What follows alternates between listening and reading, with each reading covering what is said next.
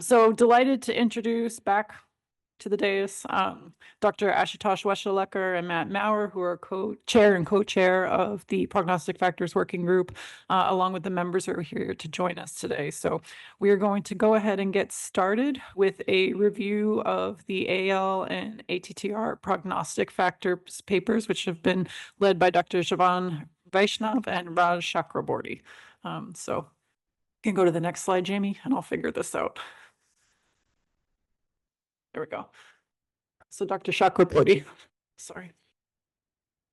I'm going to try to figure it out. We need to ask Jamie. By advanced slides. So it's supposed to be this button. It's not working. You might just need to ask Jamie to go ahead to the next one. Okay, sounds good. Good afternoon, everybody. First of all, thanks to the Amyloidosis Research Consortium for organizing this, and thanks for the invitation to speak about the papers that we recently completed on AL and ATTR prognostic factors. So I'll give an overview of the AL prognostic factors and biomarkers of progression, and then Dr. Vaishnav will give an overview of the ATTR prognostic factors. These are my disclosures.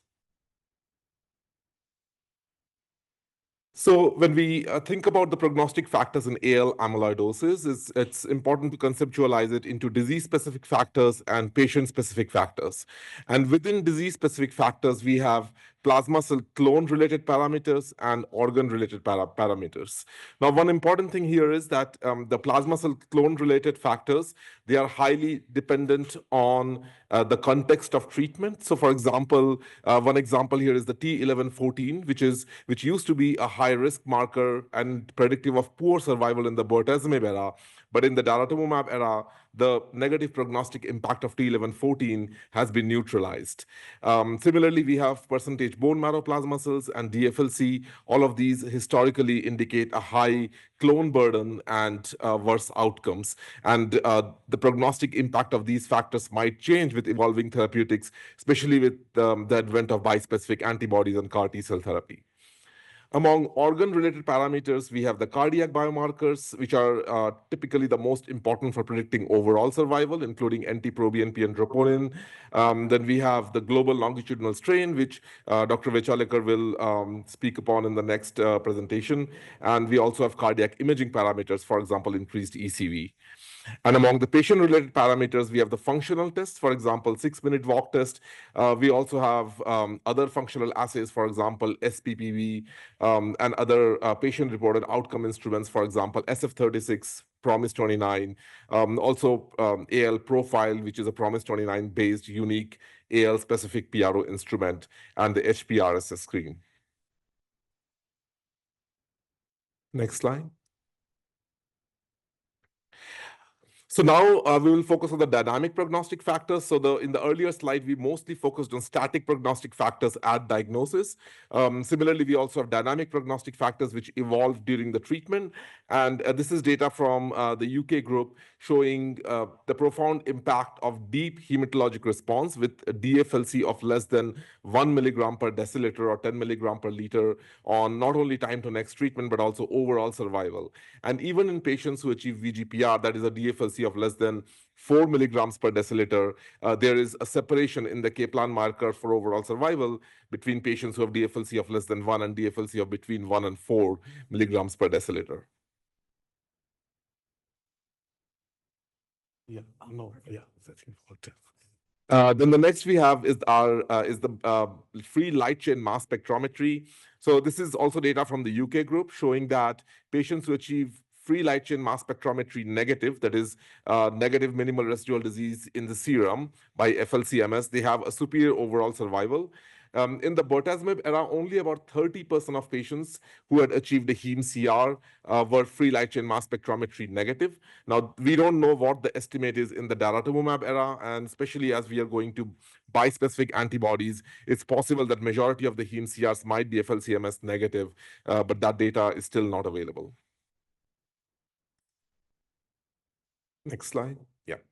So the validated staging systems in AL amyloidosis, and here we have traditionally the Mayo 2004 staging system, then the European revised Mayo 2004, and then the revised and the Mayo 2012 staging system. So on the middle panel, we have the median overall survival and in the different stages in the original publication.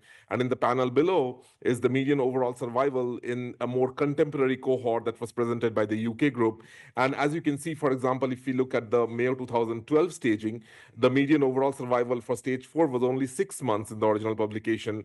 But now in the contemporary era, and this was even before the daratumumab-based treatment, it was mostly bortezomib-based treatment, the median overall survival was almost fourfold higher at 26 months. So although the staging system still maintains excellent discrimination, but the absolute estimates of overall survival has changed with evolving therapeutics.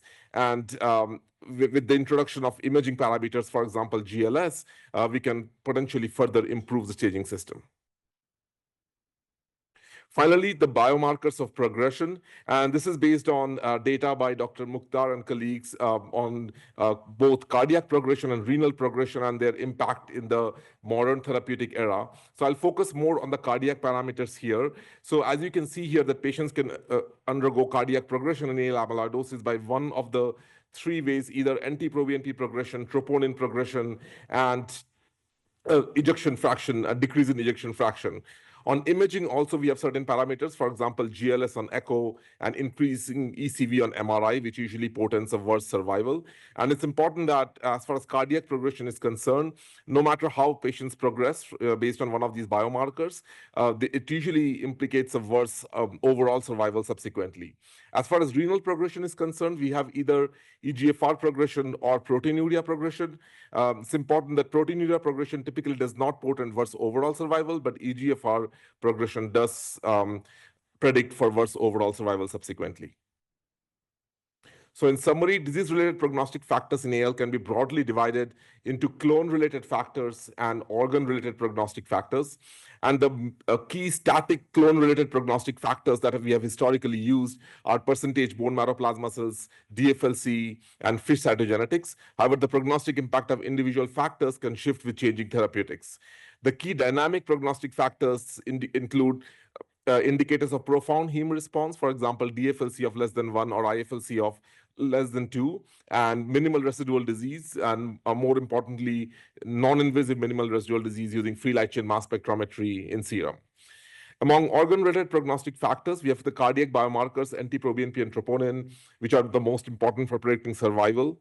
And the renal prognostic factors, both 24-hour urine protein and eGFR, it predicts the likelihood of patients needing dialysis, and only the eGFR progression can predict for worse overall survival. With that, I would like to give the floor to Dr. Vaishnav, who will introduce ATTR prognostic factors.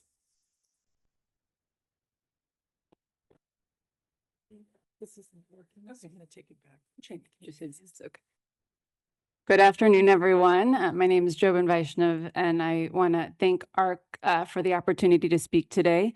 I'm going to be highlighting a review our working group put together on the kind of current landscape of prognostic and progression factors in ATTR disease, with the outline shown there. Go to the next slide. So we start out just by highlighting what the current prognostic landscape is for ATTR disease and the fact that it has, as many of us have witnessed, significantly improved related to earlier diagnosis and several disease-modifying treatments. On the left is a analysis led by Dr. Garcia-Pavia from Taos showing a 30-month survival in tafamidis-treated patients as high as about 85%. Which was notably better than what was described in the landmark ATTR trial at about 70% related to just the contemporary diagnosis and contemporary cohorts. On the right is an analysis led by Dr. Ahmad Masri showing that treatment isn't the end-all be-all, particularly if you're diagnosed with later stage disease. So in this multi-center analysis, 14% of patients had advanced or NAC stage 3 disease, and their survival was significantly worse at about 18% at 5 years. So it's really the early treatment plus the advent of disease-modifying treatment that has led to the best outcomes. So very important, I think, to the discussion on disease progression is starting the discussion on mechanisms behind heart failure disease progression, as we are kind of navigating very challenging therapeutic decisions. It's important to reflect on this. So clearly, there are very effective mechanisms for disease-modifying treatment between silencers and stabilizers and additional medications being developed. And clearly, we demonstrate in the figure on the right that amyloid deposition in the extracellular space is the instigating factor for heart failure and symptomology, but there's definitely secondary processes in the myocyte and extracellular space that contribute to this progression of heart failure and worsening of, and clinical worsening, I would say. Next slide. So perhaps this is an overstatement because we don't yet have all the data to say this, but we hypothesize that it's most likely progressive heart failure that is a predominant driver of disease progression, especially in treated patients, rather than ongoing amyloid deposition in the era of effective therapies. And of course, this is important as many of us now are deciding about dual therapy or switching therapies to again, obtain more data and further navigate. Another key theme we highlight, as Raj did with AL, is the multitude of tools we have to assess both prognosis and progression in ATTR-CM.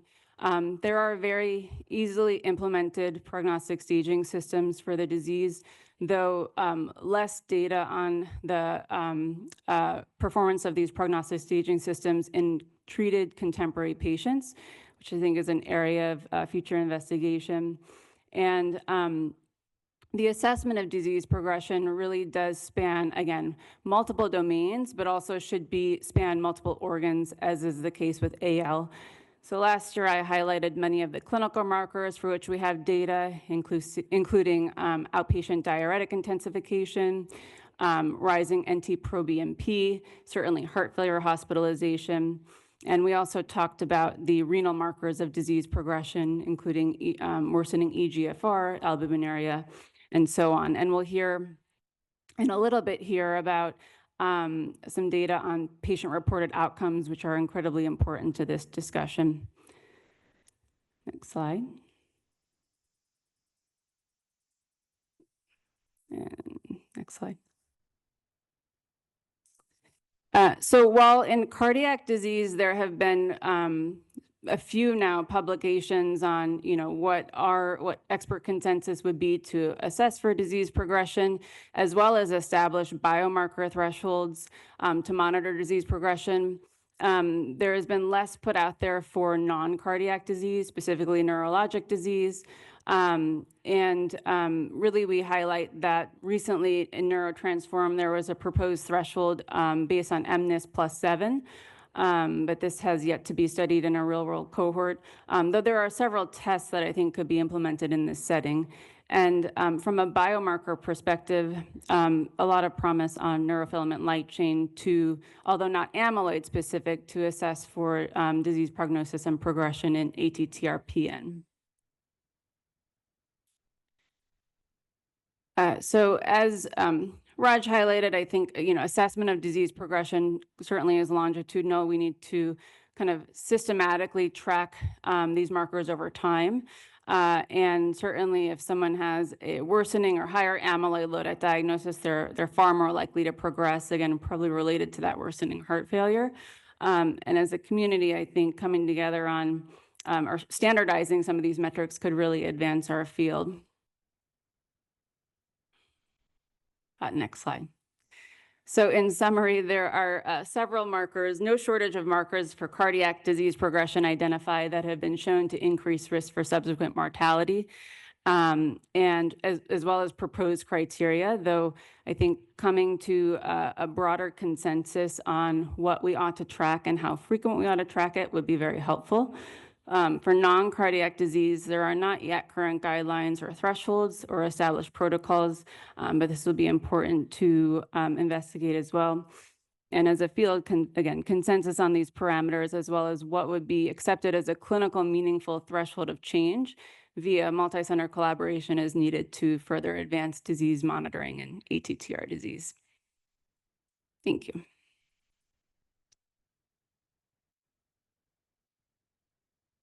I think Ashu is going to next present about validating Mayo Stage 3C using GLS for AL amyloidosis. Thank you, Matt.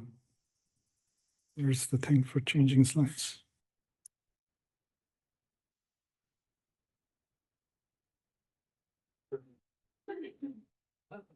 It's not. It's not working. Okay. Okay.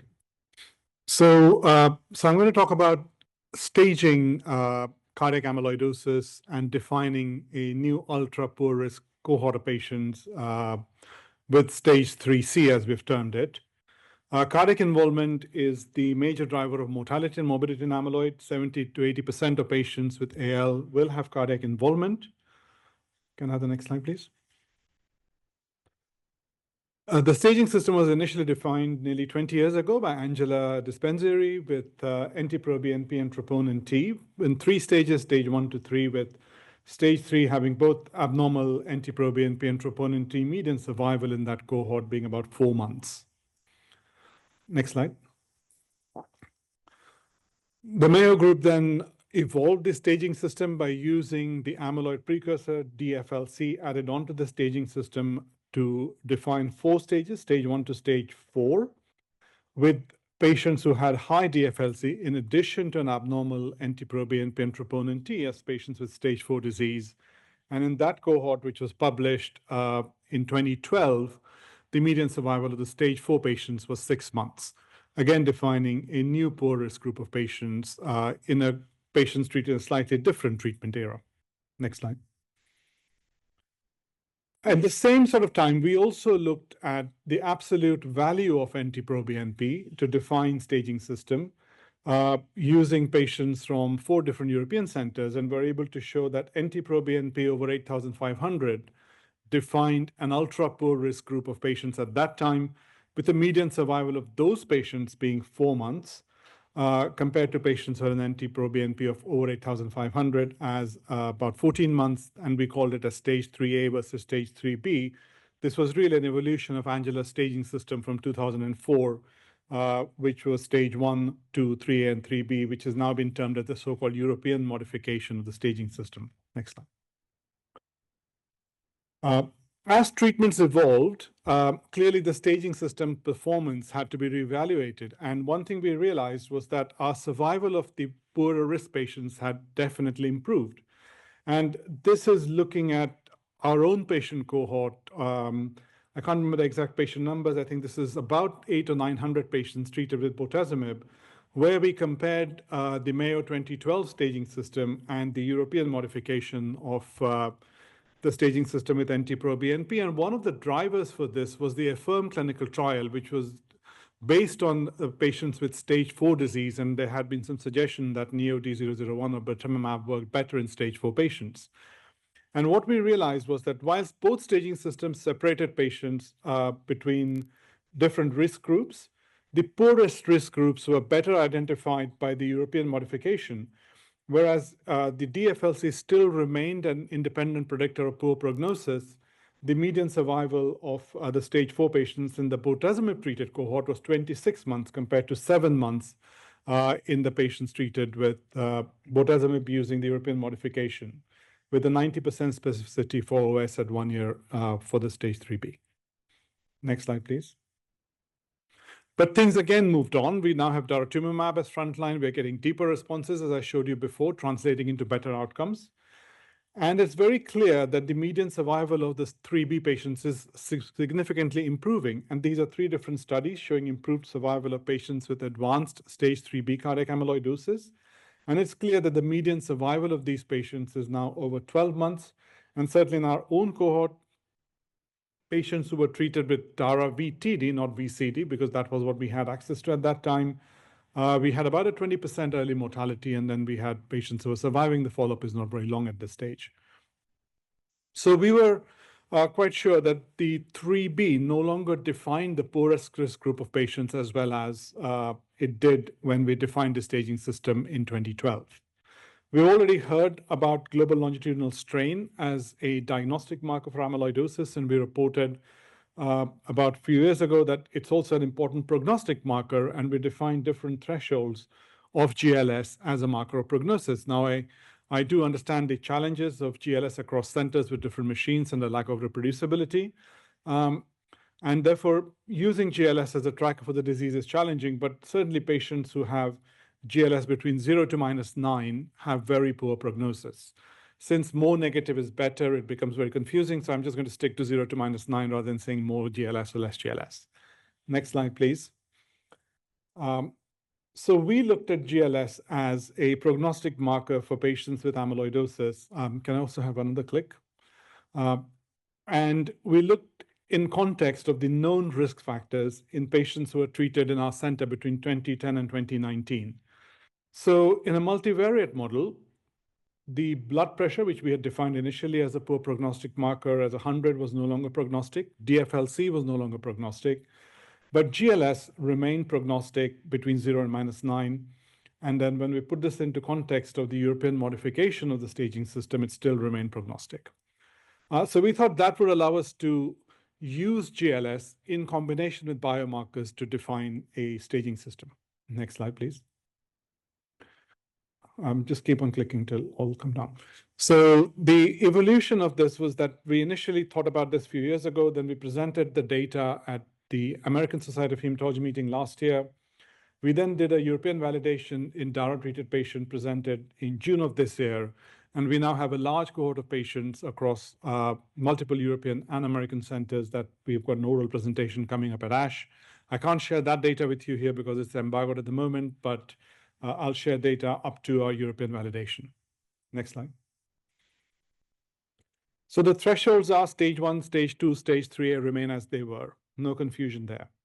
The stage 3B separates into 2 stages. Patients who have the old-fashioned 3B, NT-proBNP greater than 8,500, abnormal troponin, and a GLS between 0 and -9 are now defined as 3C. And the 3B, or the so-called new 3B, is patients who have a GLS which is -9, -10, -11, whatever. So less than -9. Next slide, please.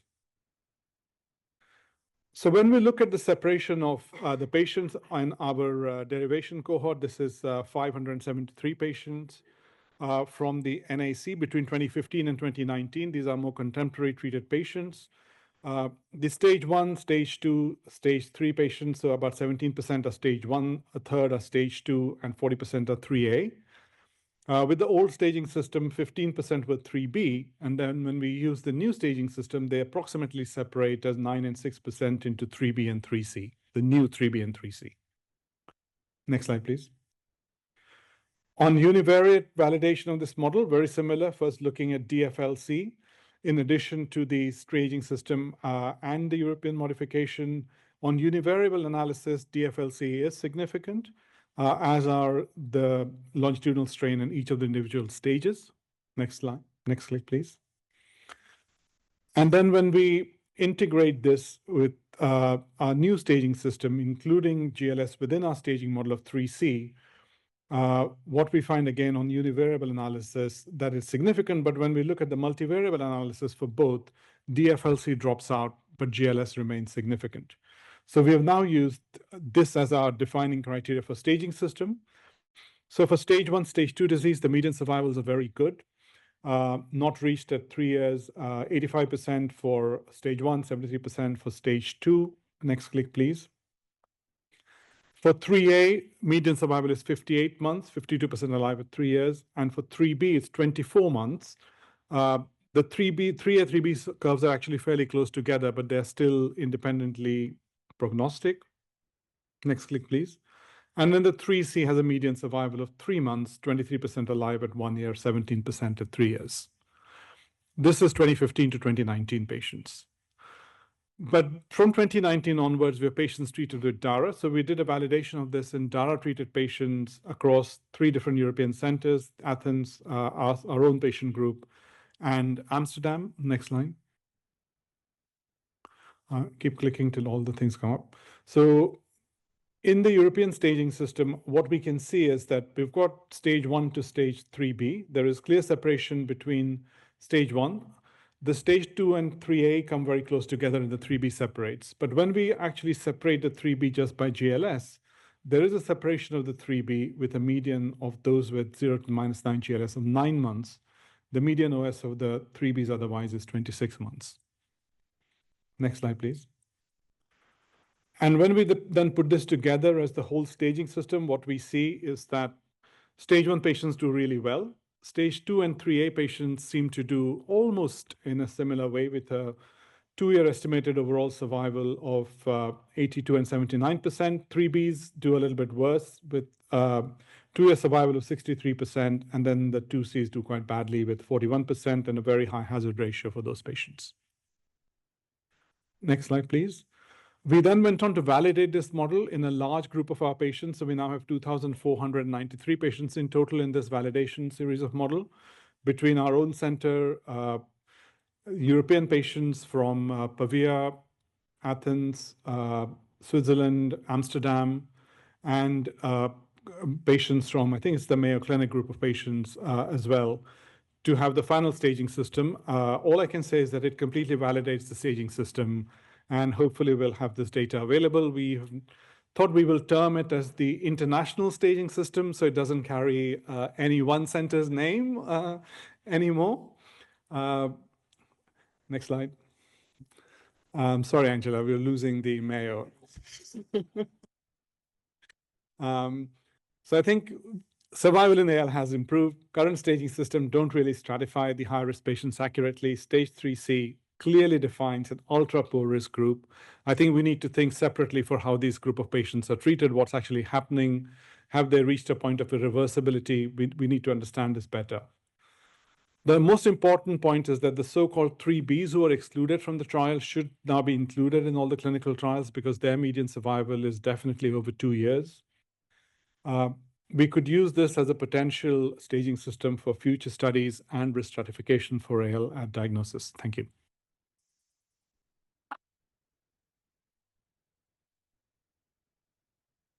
That was great. I think we have about 10 minutes for discussion.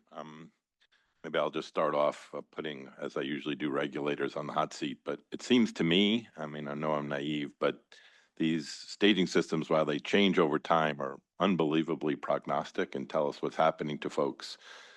Could they ever be used as a primary endpoint in shifting people from one stage to another on a treatment study? And what do we need to do to potentially use them in that regard?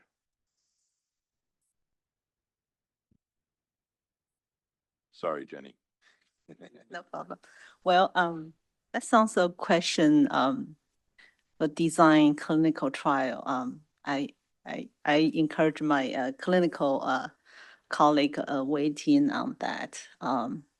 It seemed to me that those amazing effort is all to figure out which prognostic factor or important factor, and then you determine how to design a trial to generate substantial evidence in support approval. When I think about RWE, I was slightly different. I was thinking whether there's a potential role for real-world evidence, either as a part of an adequate well-controlled study or confirmative evidence, a part of a substantial evidence, or after accelerated approval, real-world data potentially could be post-marketing study demonstrate clinical benefit. So that's slightly different from here, what we're talking about. But in terms of your question, I don't know, my colleague from clinical division has responded or not. Thank you.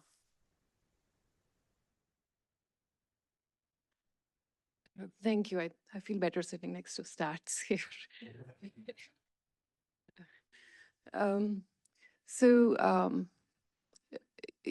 The stages, the components that go into staging are essentially biomarkers. And so the underlying question here is, will we accept essentially some change in biomarkers, which may be maybe a one category change in the staging as evidence of effectiveness. So I think where we stand now, there is none of those biomarkers are validated endpoints for this disease or just generally for heart failure. Can we think about maybe a reasonably likely surrogate endpoint approach? Probably.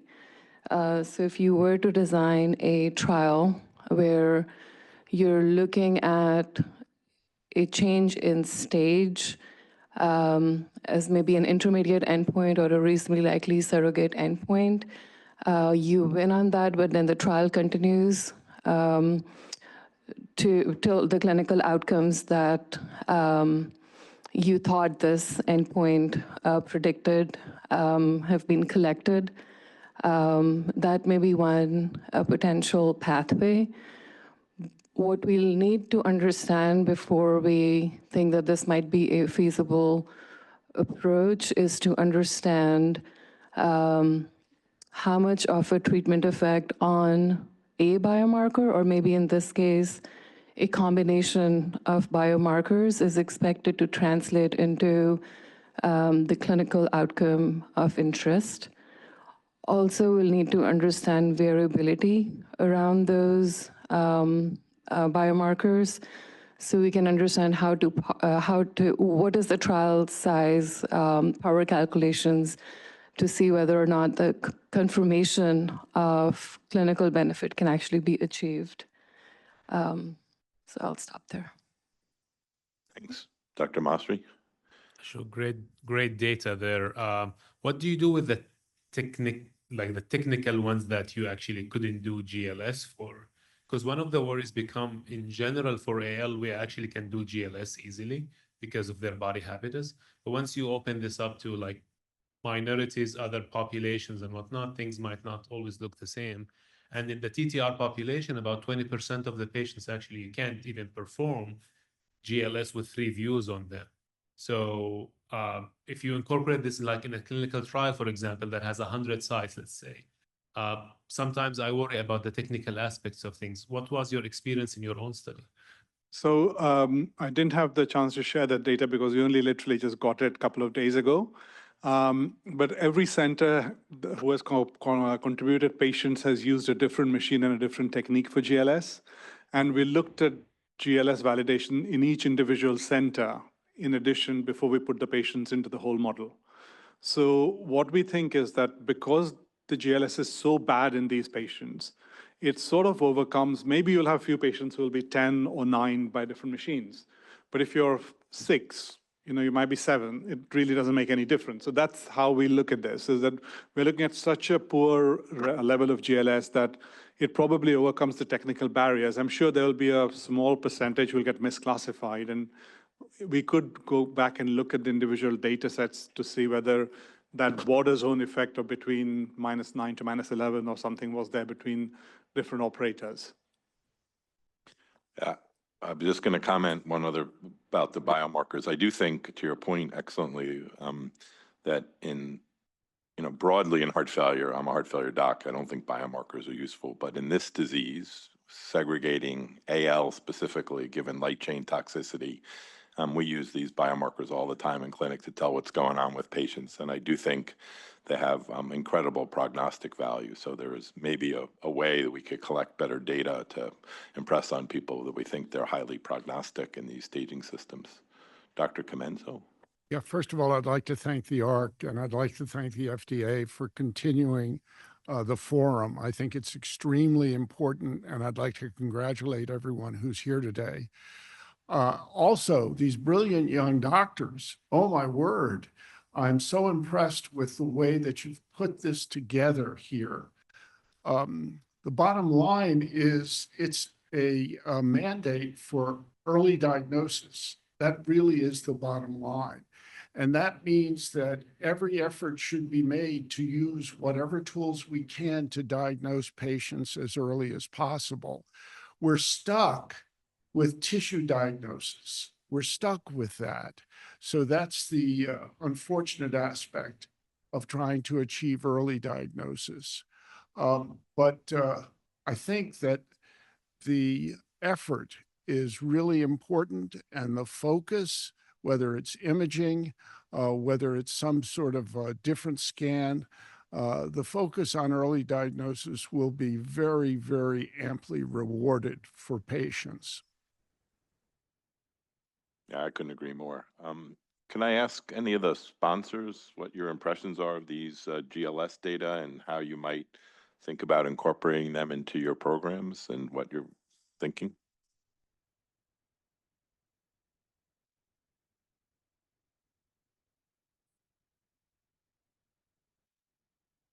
Mike or Ricardo?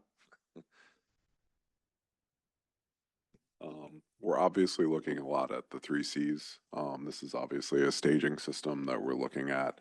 We've got our PD biomarker that we're looking at as well, and we're going to try to build some information on how much of that stabilization has the potential to have concordance with this type of staging system as well. So we're very interested in understanding the bridge between what a stabilization is able to do on a PD and how this new stabilization and staging system can have that effect on patient outcomes.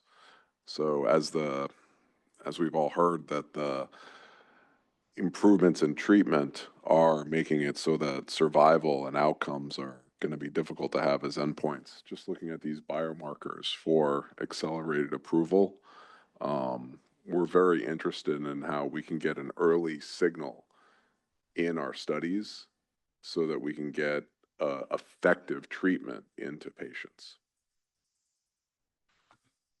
So I'm Ricardo Rocha from Intelia. We are not developing a product for AL amyloidosis, but for ATTR amyloidosis. To comment on GLS specifically, I think from our experience, what we're trying to do is understand the totality of the data. GLS, of course, has been discussed prominently today, but there is a whole other series of measurements in both an ultrasound exam or an MRI that will give us an indication of what's happening in terms of cardiac remodeling. And even when we look at cardiac remodeling, I think it's going to be really important to look at what's happening in terms of circulating biomarkers and how that's associated with how the patient is doing from the functional status and symptoms point of view.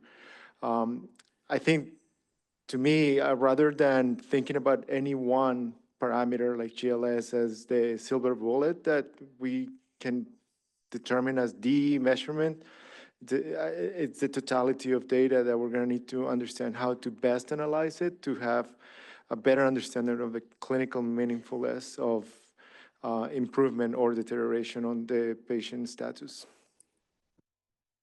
Hi, Glenn Krug, Regeneron.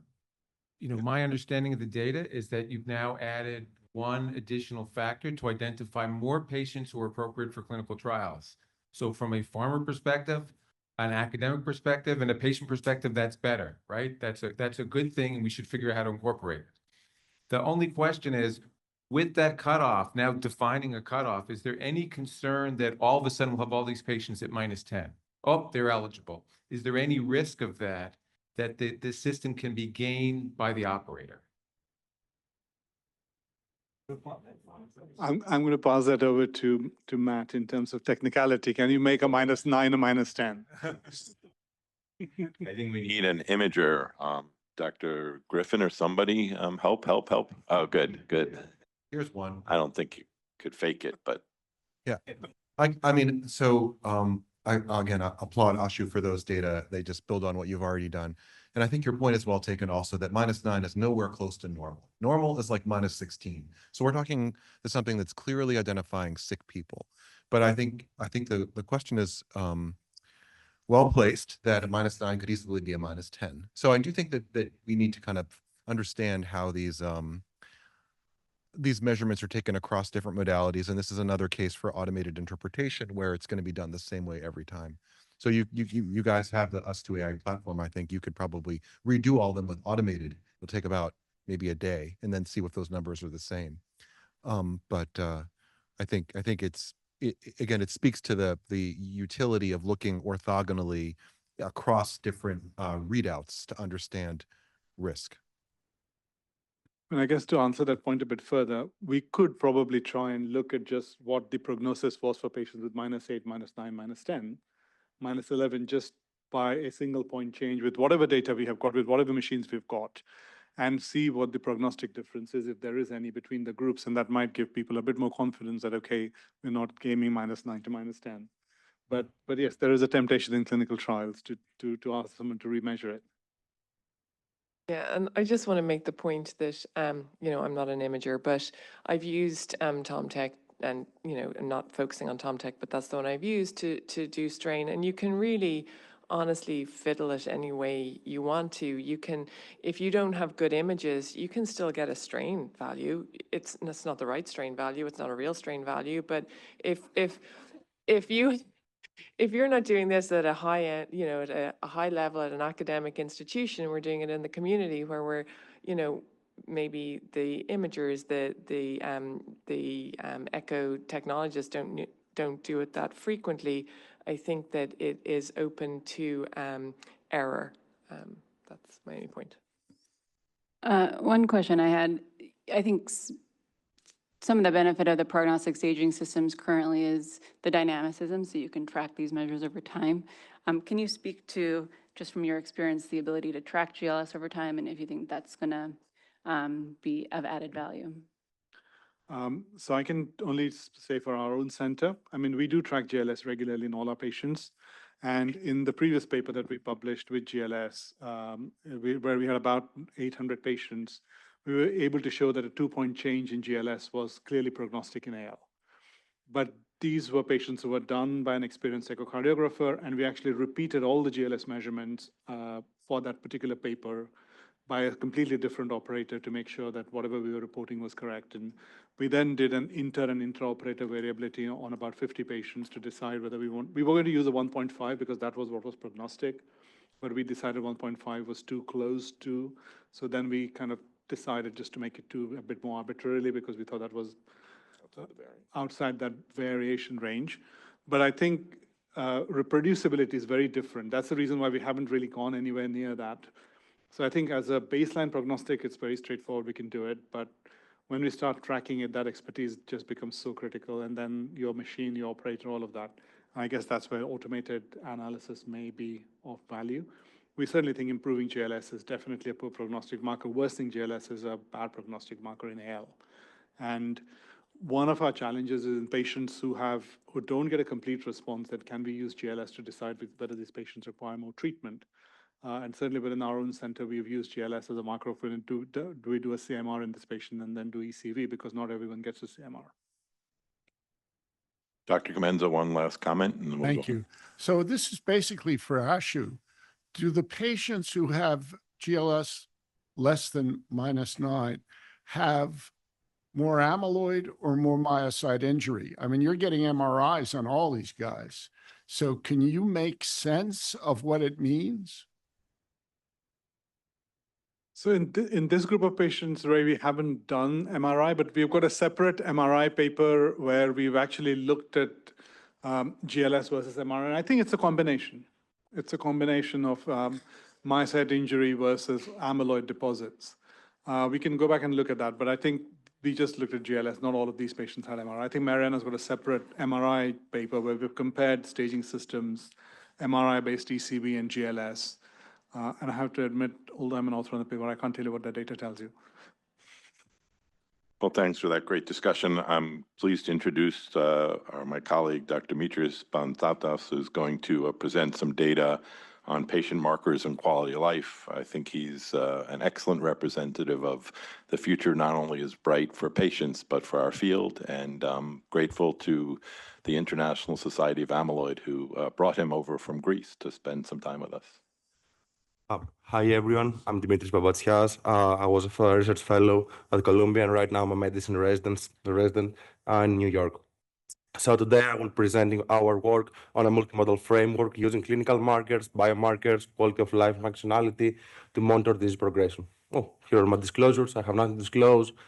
And let's set the background first. We all know that ATTR is a progressive disease and things are changing over time, but we don't know how to quantify it until recently.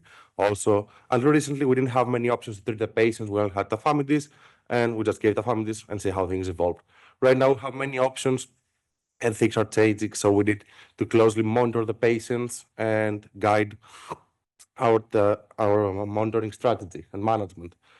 So what we have figured out recently is that worsening functionality, meaning worsening 6-minute walk test, is associated with worse outcomes.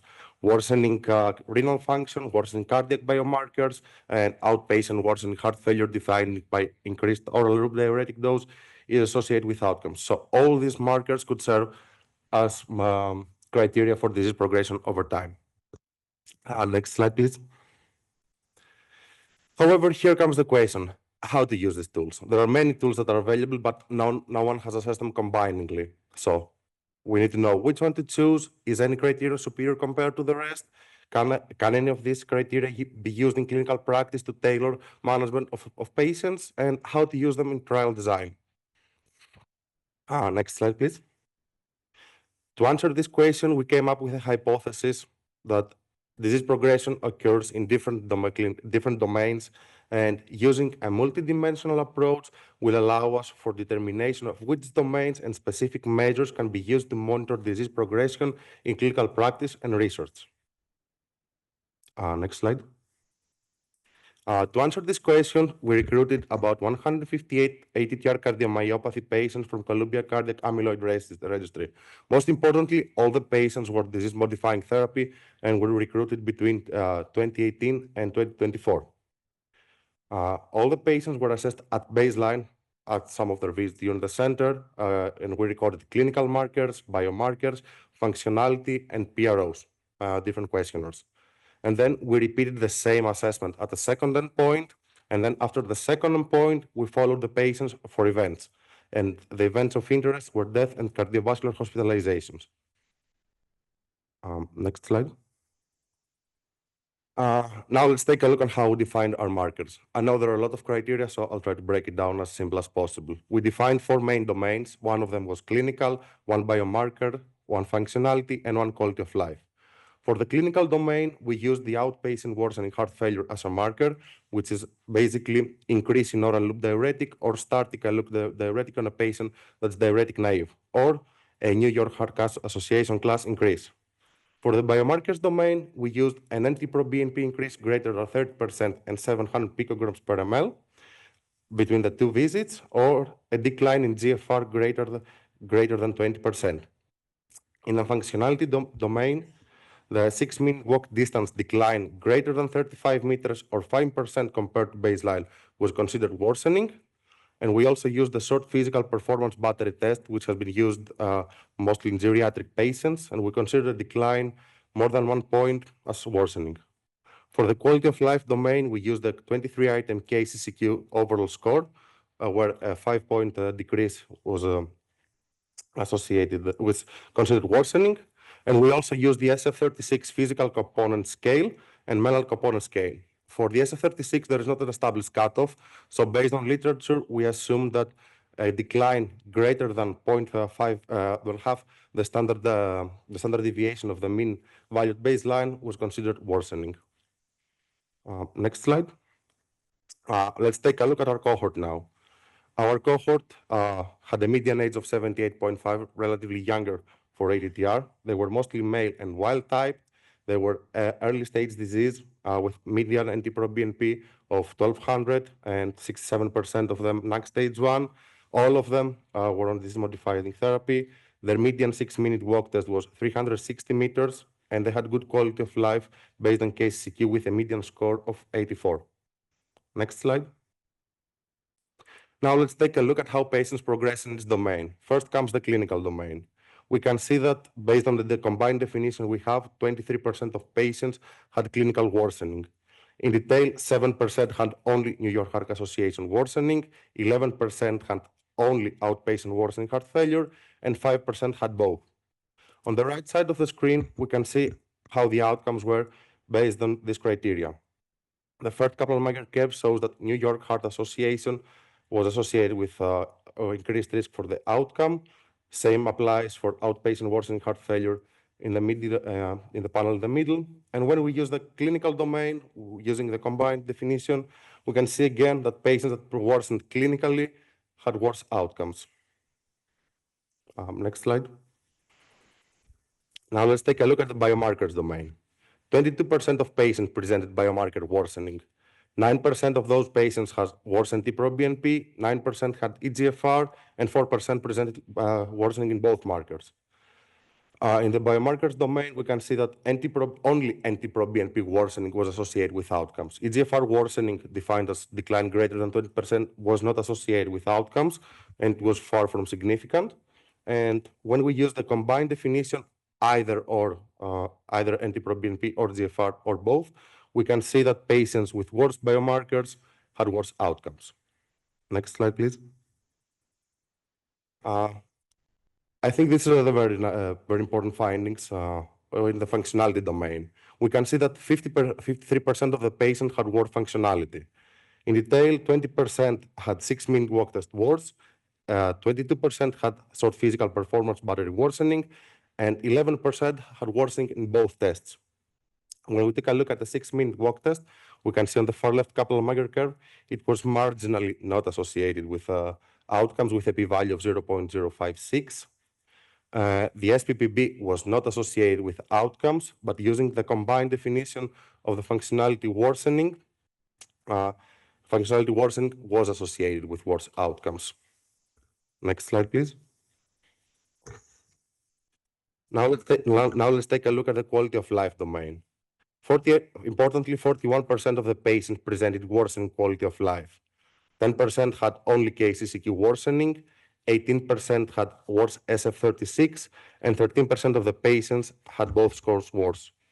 We can see here on the Kaplan-Meier curves on the top left panel that only KCCQ worsening was associated with adverse outcomes. SF-36 mental component scale and physical component scale was not associated with outcomes, although we can see that the curve for the mental component scale, the curves diverge, but it's not statistically significant. And when we look at the combined definition, the curves diverge, but again, they're not significant.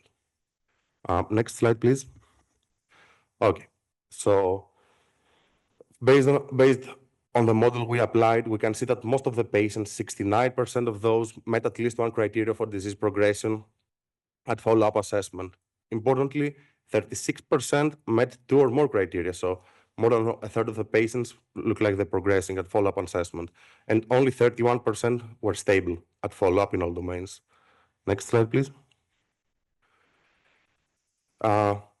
Okay, these are nice descriptive findings. What are the practical implications? Let's see if we can combine those to a disease progression score. We assigned 1 point for each worsening domain, so we got a score ranging from 0 to 4, patients being 0 meaning they were stable in all domains, and patients to 4 that were worsening in all domains.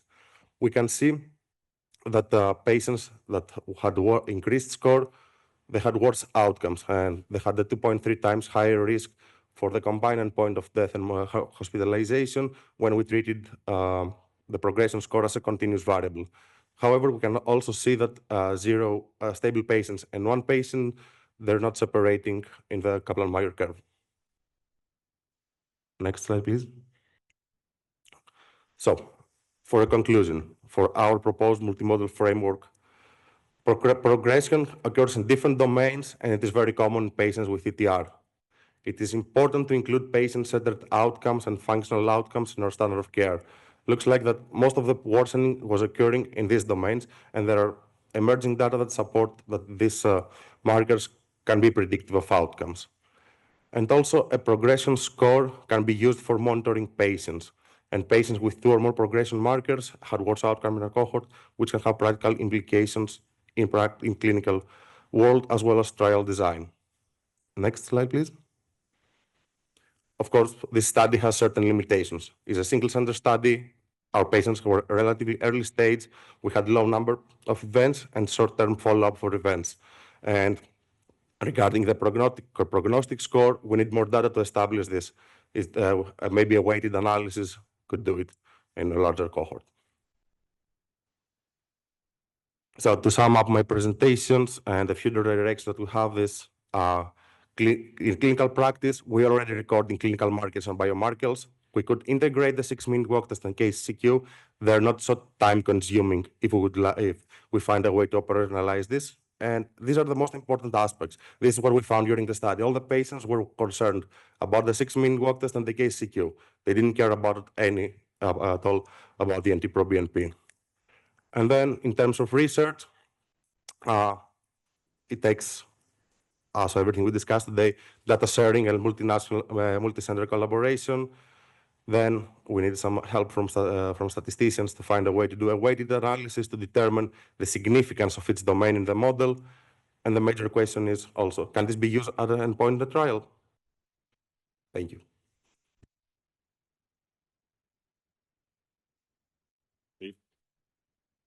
Thanks. Maybe I'll start off with the clinicians because many of us are trying to make these measurements. I would point out, we probably saw double the number of patients that we actually made the measurements on. So such multimodal assessments are not very easy, but I'm curious, Jan or Joban, others, if you have thoughts about how you're assessing patients in clinic and whether this is potentially applicable. Sure. Well, thankfully, I have a research coordinator who helps do 6-minute walk tests and KCCQs for my patients on usually like on an annual basis. And we're at the very beginning stages of that. But I will say that the main issue that when my patients come into clinic, it's not how long am I going to live? It's when am I going to feel better? And I think that when we see improvements in KCCQ, it does correlate with patients feeling better. And it may not be just because they've been started on TTR-directed therapy, which is wonderful, or light chain-directed therapy, but it's often also because we've started them on a loop diuretic, and we've put them on an SGLT2 inhibitor and spironolactone and whatever else we have in our arsenal. So kind of as a roundabout way of getting to your question, I think certainly the KCCQ is helpful. The 6-minute walk test is helpful. I think another, and I'm not sure if anyone uses, there's a fatigue questionnaire, which I haven't personally used, but again, the main thing my patients complain of is I feel fatigued. That's the main complaint every time they come in. When am I going to not feel fatigued again? And I think if we were to incorporate that in some of our registries going forward, that might be something else to consider. Christina? Hi everyone. This is Cristina Quarta from Alexion AstraZeneca. I have a question about, this multimodal approach, but also beyond, right? So first of all, congratulations, because this is very important work and is highlighting how much these measures, especially of quality of life, of functioning, are important to patients. In your opinion, or everyone's really opinion, what do these really reflect? Both for the biomarkers, for the quality of life, for the 6-minute walk test, and how do you think these will be used in clinical practice to determine treatment decisions, right? And we've heard throughout the day how much it is important, and it's becoming important to distinguish what is amyloid progression and what is clinical progression due to other things, like the patient is aging, there are comorbidities, the interplay between the comorbidities and the amyloid. So the moment you need to make a decision for the patients, how will you plan to use this type of assessments? I think you raise a very important question. I can give you two different spectrums, which is patients want to know how they're doing, and so we should be measuring these. And then there are clinicians who I deeply respect who say all of this is kind of research. There's nothing to do about any of these data, and we should not be measuring these in clinical practice. So those are two kind of broad, completely different aspects of measuring disease progression. I think some of the data to me was surprising, but maybe not to others. That is, patient functionality and patient-reported outcomes is much more sensitive to telling if someone's progressing. And so, you know, like all things, patients know what's going on in their lives, and we should listen to them more carefully. Interestingly, I think the biomarkers, the data would show separate out the curves, especially NT-proBNP again, with regard to, you know, cardiovascular events, which is what we were looking at, either, God forbid, death or CV hospitalization. So, you know, I think, you know, in hindsight, someone could have predicted some of this, and you know, I think it's very complicated. We don't know what series of metrics I think we should be measuring, and I'm not sure if we put 10 of us in a room, we'd all come up with the same ones. But if we want to try to operationalize this across centers, I think that's something we're going to have to accomplish with some degree of parsimony. You know, can't make all these measurements, but the ones that we think are applicable and reasonable. Yeah, I'll add to that I think we all wish there was one test, one lab value you can hinge on, but it's not going to be the case. I think it's such a heterogeneous disease with now a broad age spectrum. And I actually think if we solely focus on biomarkers, which has been a lot of the emphasis, we will not do justice to our patients in capturing kind of total disease burden. So I think this data is a start to a very important future. And, you know, not only does it capture probably whole disease burden, incorporating a lot of the factors you mentioned, it also correlates to outcomes, which is really powerful. So it's a step in the right direction. Angela? Hi. So congratulations. That's just a beautiful study. And you already said it, Matt, but I'll reiterate it. You know, it was impressive that the cardiac biomarkers seemed to separate curves better than the functional things. Not to say it's the end all or the only thing, but it is seemingly, you know, in the AL space, we've seen it over and over, and you're seeing similar there. So just throwing that. Yeah, I agree completely. Yeah, Sharmila Durbala from Boston. Really amazing study and amazing presentations. Thank you very much.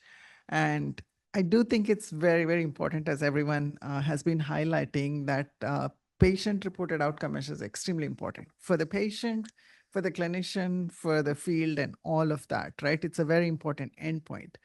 But in order to make treatment decisions based on changes in patient-reported outcomes, I think what Christina brought up is very important, because we don't understand why the patient's overall status is improving. Is it amyloid or is it other organ dysfunction? And I think that part needs for clarification.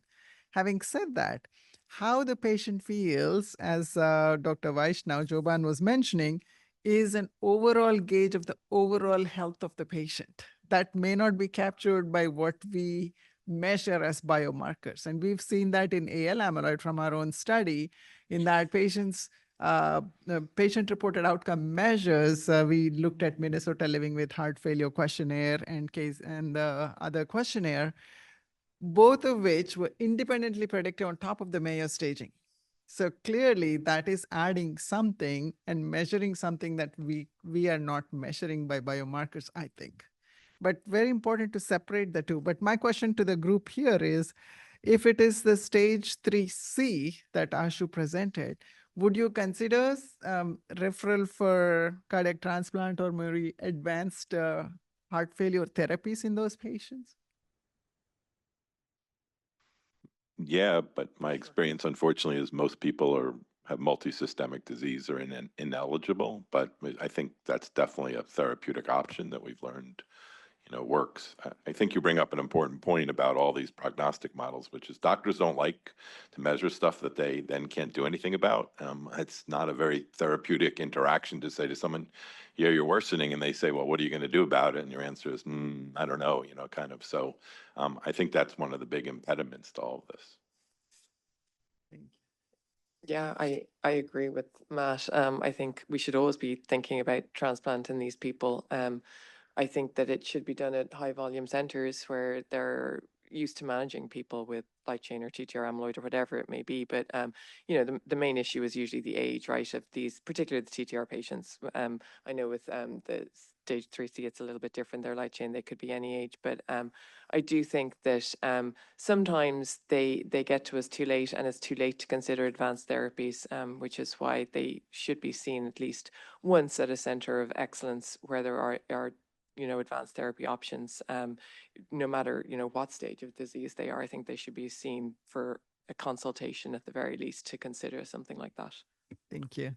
And I guess just a point in the last is these patients, we don't really know how when they do really badly. 3Bs, we used to think exactly the same 5 years ago. And we had a discussion within our own group quite a lot about the 3B patients. Is there a futility point where you actually should not be giving these patients chemotherapy? Because they often feel really worse after treatment and they don't live very long and their quality of life is much worse after therapy. So one of my colleagues has raised this question many times, Helen Lackman, that is there a point of futility? And you hematologists will treat till the last nail is there in the coffin.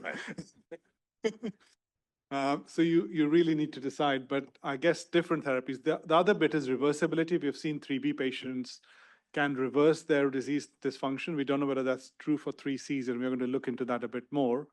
But whether not a heart transplant, but whether a device like an LVAD type device, particularly with the advancement of devices, they're not easy to put in ALS, I understand, and I'll be shot down instantly because of LV cavity and all that sort of stuff. But whether we consider something which is temporary rather than permanent, which allows more patients to benefit, because almost nobody makes it to heart transplant. I mean, that's a real challenge.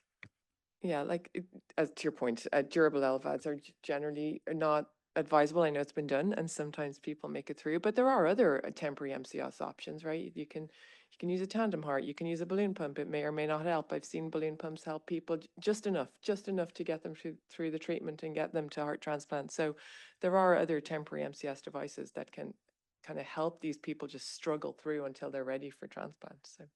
Yeah, and in terms of what's actionable right now for disease progression, it would be transplant, I would say. I mean, we don't have data to suggest, again, switching therapies is the right actionable move. So to your point, I think motivation is a bit more there for younger patients who would be transplant eligible to assess disease progression early.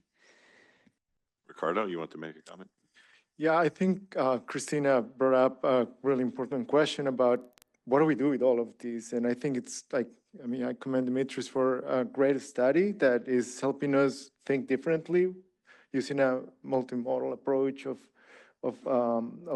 looking at the totality of data.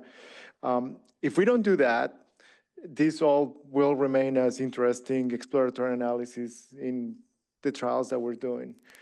And we need to find a way to go beyond death and hospitalization to develop the new therapies. And importantly, until we do that, we're not going to be able to do trials where we look at early intervention and perhaps prevention of significant progression, not just death and hospitalization. And that's really the goal, is how do we conduct trials where we don't need to enroll patients that are at very high risk of having a death episode or a hospitalization. And looking at the totality of the data is going to be the only way we're going to be able to accomplish that. Dr. Ruberg? Thanks. Rick Ruberg from Boston. Again, I want to congratulate you on collecting these data. So Matt, I'd like to invite a conversation around the framework of frailty, something you've thought a lot about. And a lot of these endpoints fit into that concept, a relatively not a complicated clinical assessment to make, but not something that you guys kind of have discussed in terms of, again, as a framework. And I was wondering if maybe you could talk a little bit about that as we think about, the aging population of ATTR wild type and also AL patients, and how maybe that, how we can incorporate those sorts of assessments in our prognostic assessment of patients. Yeah, you raise up, when frailty, kind of the eye in the beholder, I think. Everyone has a different definition. Formally, Linda Fried defined it in the cardiovascular health study with, 5 parameters. Most of us don't utilize them, but they're, weight loss, gait speed, fatigue, we heard, low effort intolerance, and so forth. So you could either be not frail, pre-frail, or frail.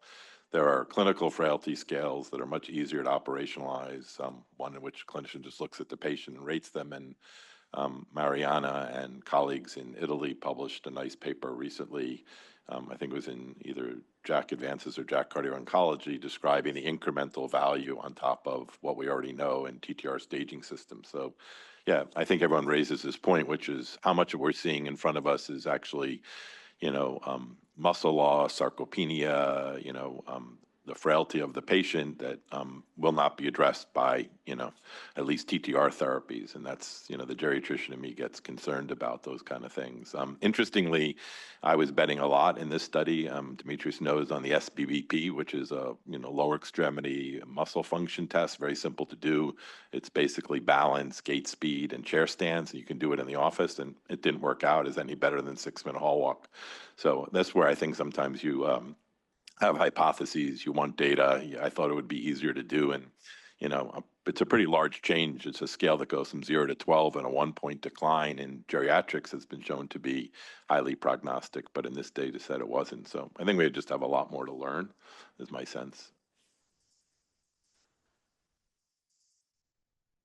I think just one comment about the functionality. We also need to keep in mind patients with TTR that often have musculoskeletal conditions. For us, for the SPPB and the segment clusters, knee arthritis, spinal stenosis, neuropathy may lead to worsening functionality, but may not reflect the cardiac worsening that could lead again to the same phenotype.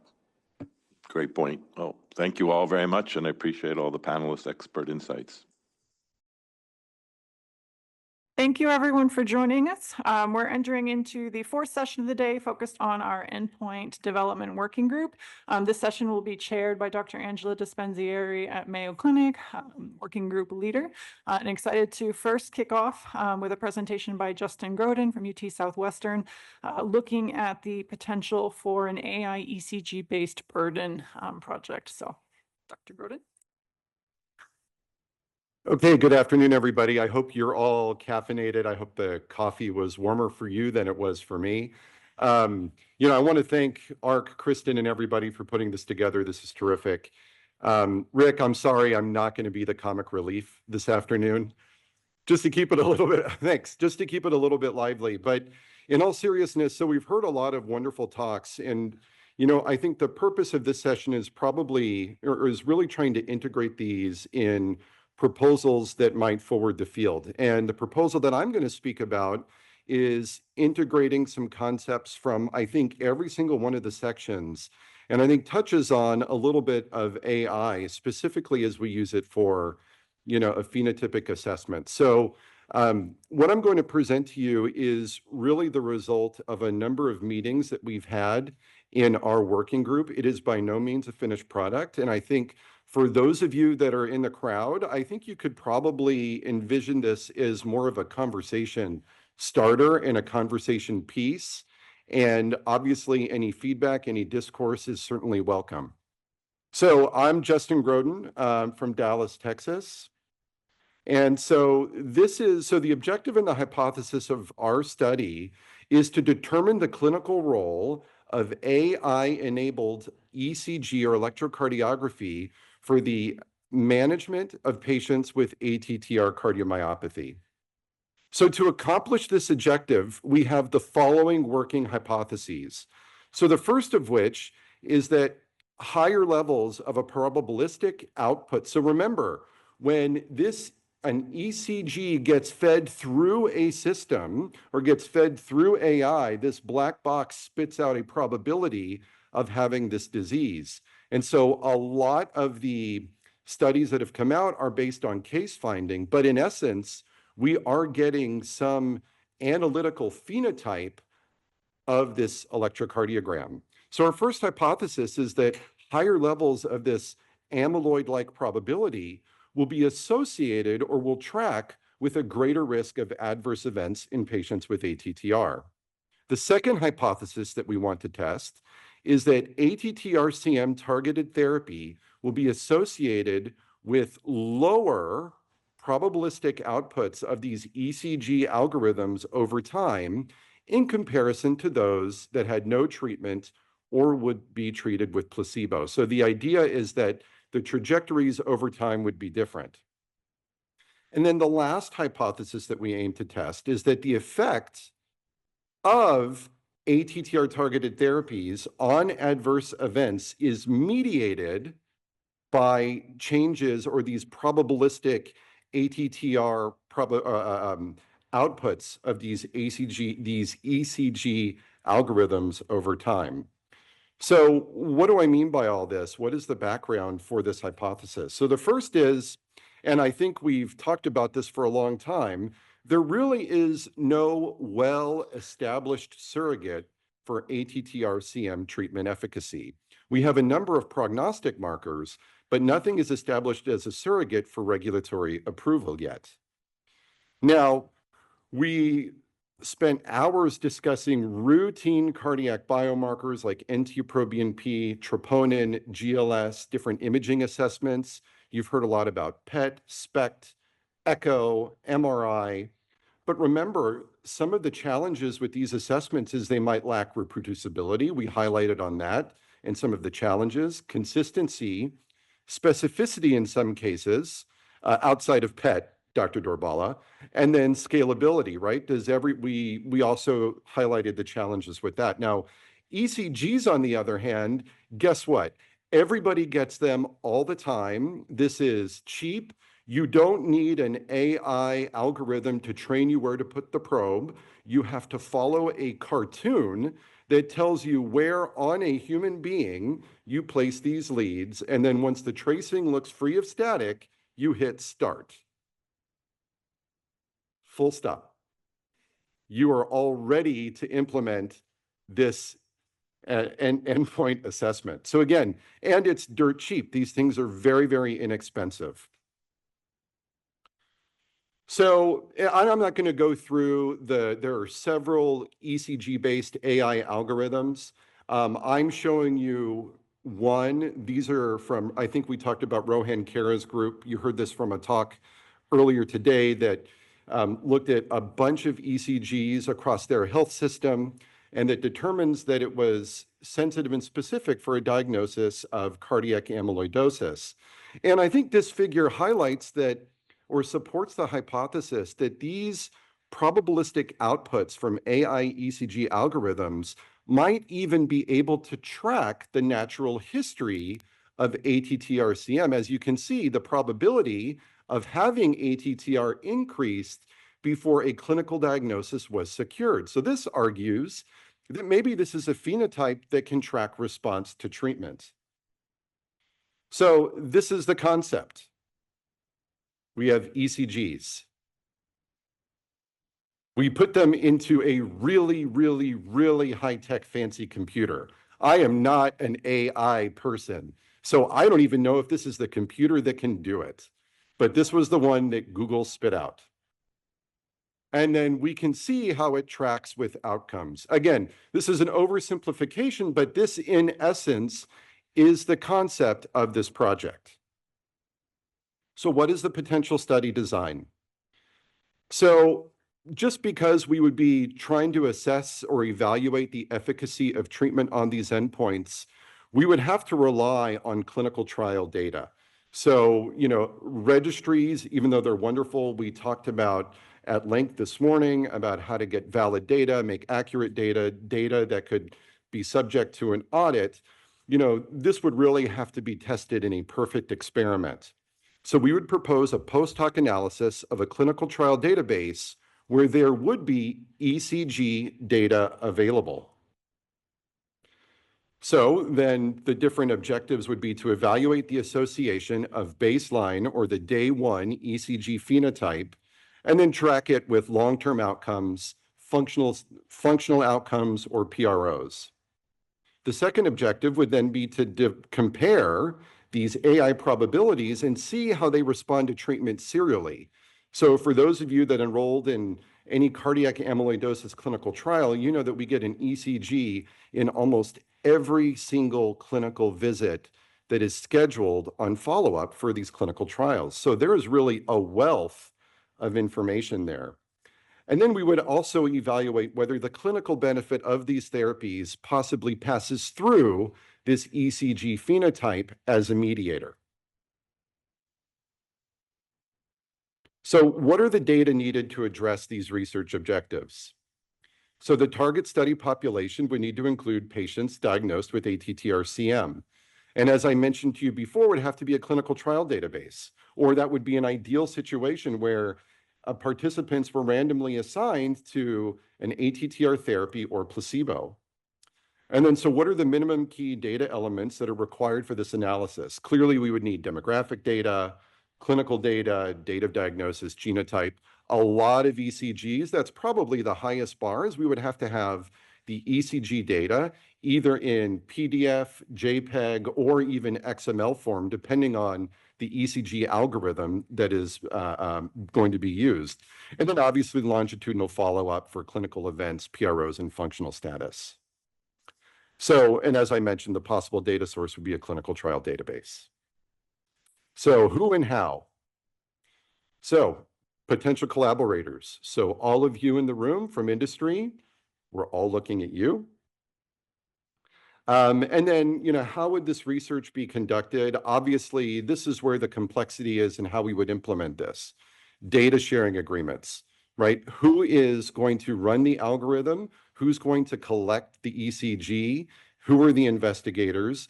Downloading these ECGs, where are they going to be stored? Do they have to be scanned? Do we have to find the XML data, the JPEGs, the PDFs, et cetera? And then running the algorithm, what computing power is needed? And how is this phenotype actually going to be analytically implemented and generated?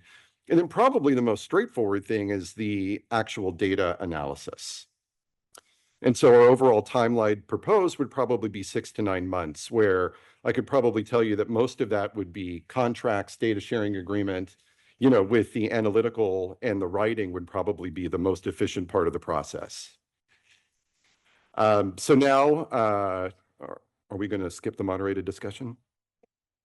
I think we're going to do 2 TTR things and then we'll go to discussion. So thank you so much Okay, for that. thank you for your attention.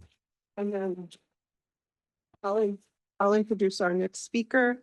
So we have Tamara Keeney, who's going to tell us about the use of KCCQ as an endpoint measure for ATTR-CM clinical trial populations. So thank you. Awesome. Thank you for having me. Also, can I ask a quick question? Is this how I? Yes. Okay, perfect. Thanks.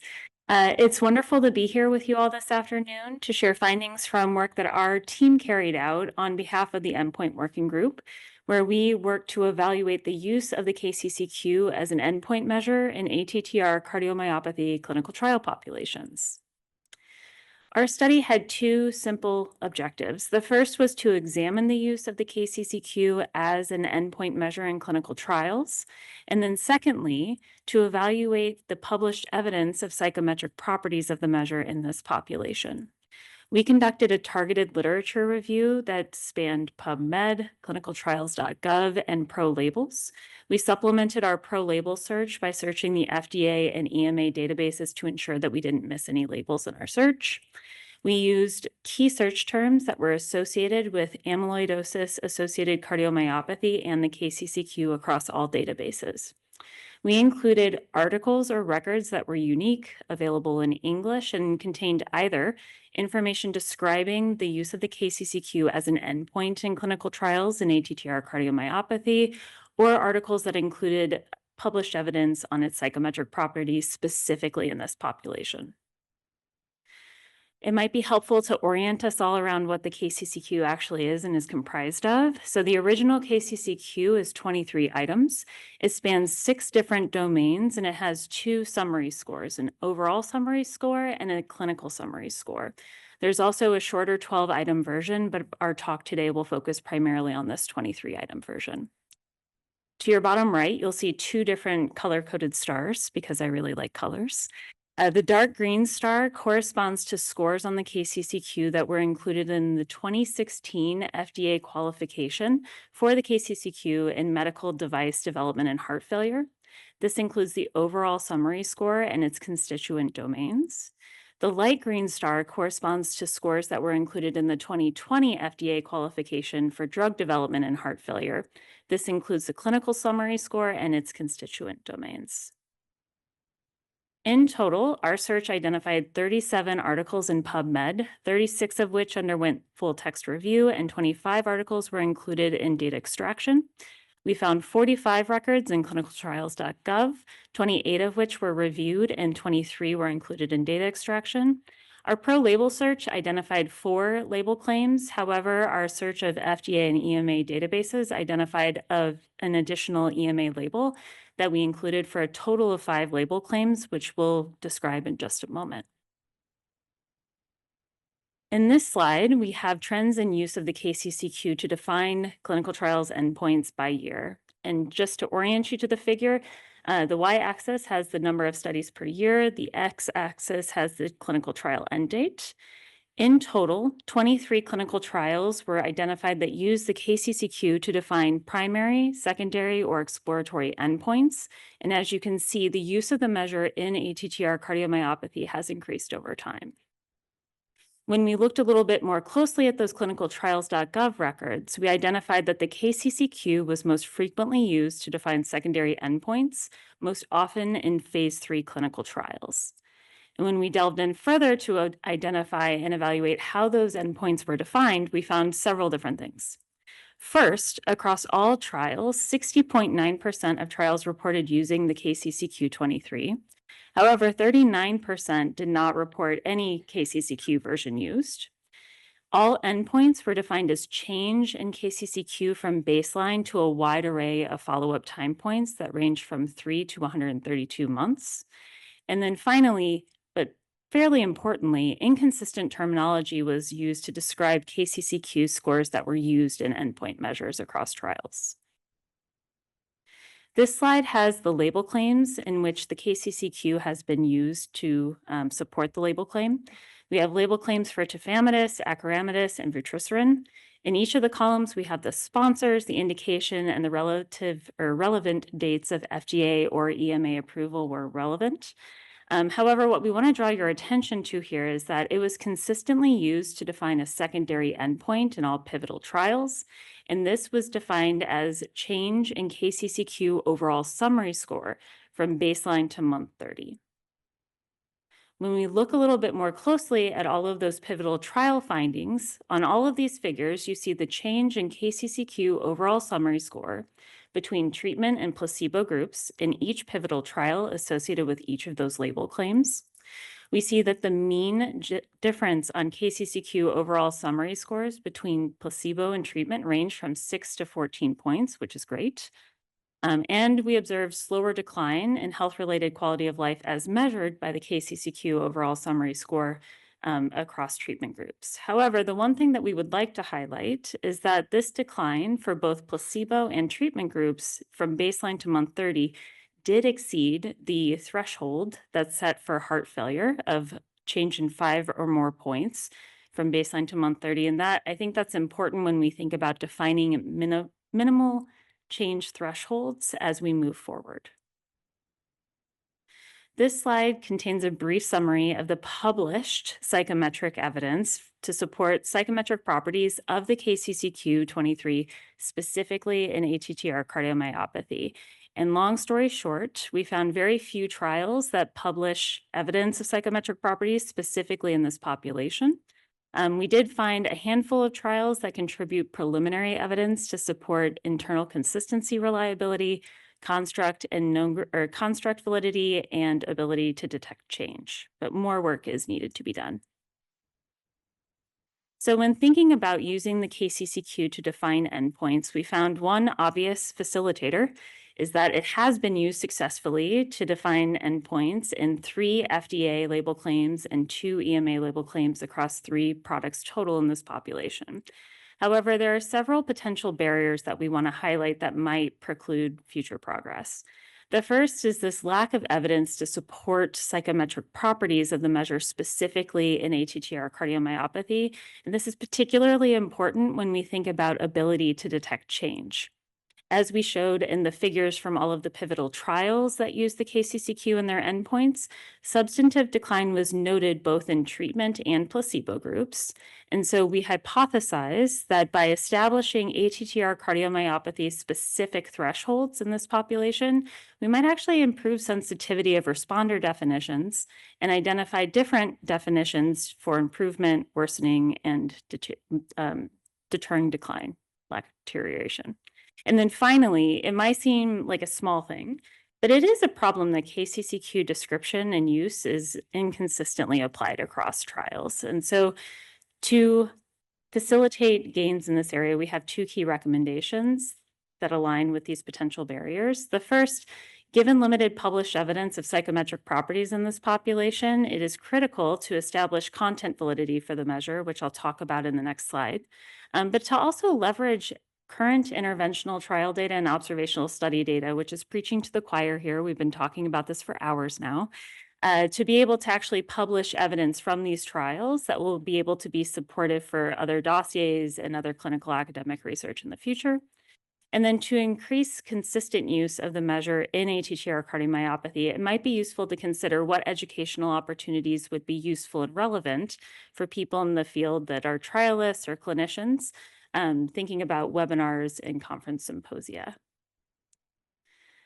So who doesn't love a good roadmap? Ah, my little gray roadmap didn't show up. That's okay. Picture a roadmap between all of these different bubbles.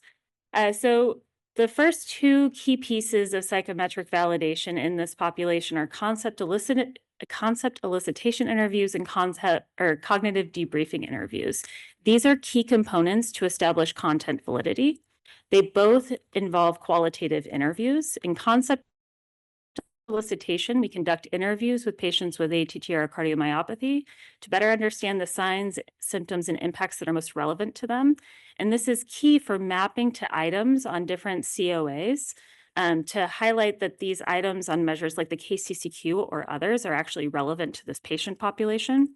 Cognitive debriefing involves qualitative interviews where patients actually sit there and take the instrument and complete a number of different questions about its relevance. It helps establish comprehensiveness and comprehensibility of the measure in this population. Usual psychometric validation is, establishing that the measurement model for the KCCQ domains holds true in ATTR cardiomyopathy, but would be important for establishing reliability and validity in this population. And when we think about estimating change thresholds, as we recommended in the prior slide, I know this was brought up by an FDA colleague earlier today, but using anchor-based approaches that are supplemented with distribution-based thresholds and triangulated to identify a potential range of thresholds might be useful as we move forward to understand how change occurs in each trial, but then how to interpret it across trials and maybe implement change thresholds in clinical practice. And then finally, there are a lot of people in here whose jobs, are contingent upon publishing. So publishing all of this data is really important, not just for the field to further it, but also to help support regulatory submissions in the future where appropriate. And so we are going into a discussion, and we have two key questions. The first is for sponsors in the room. For sponsors that have tried to use the KCCQ in their drug development programs, what feedback have you received from regulatory bodies in that process? And then the second question is specifically for the FDA. So we know that the KCCQ has been used to support several different label claims now, but what additional evidence would be useful for us to think about producing as we move forward? With that, thank you.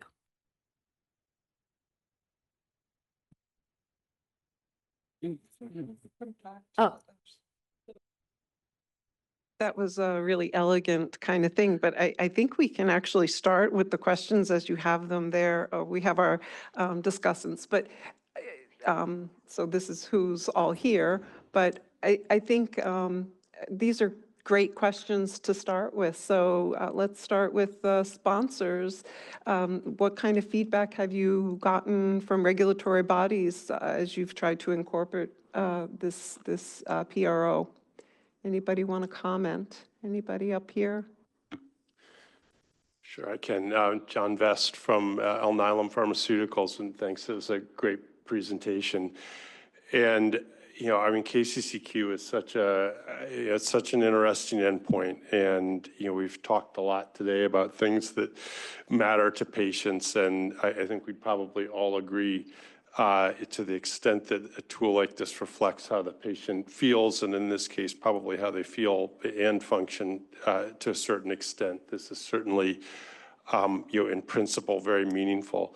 I think that the main area where we have received feedback, or at least that goes into our thinking, is, as you alluded to, about what constitutes a clinically meaningful result in this patient population. And while there are, as we've talked about, thresholds, 5-point difference, for example, as a small but meaningful change.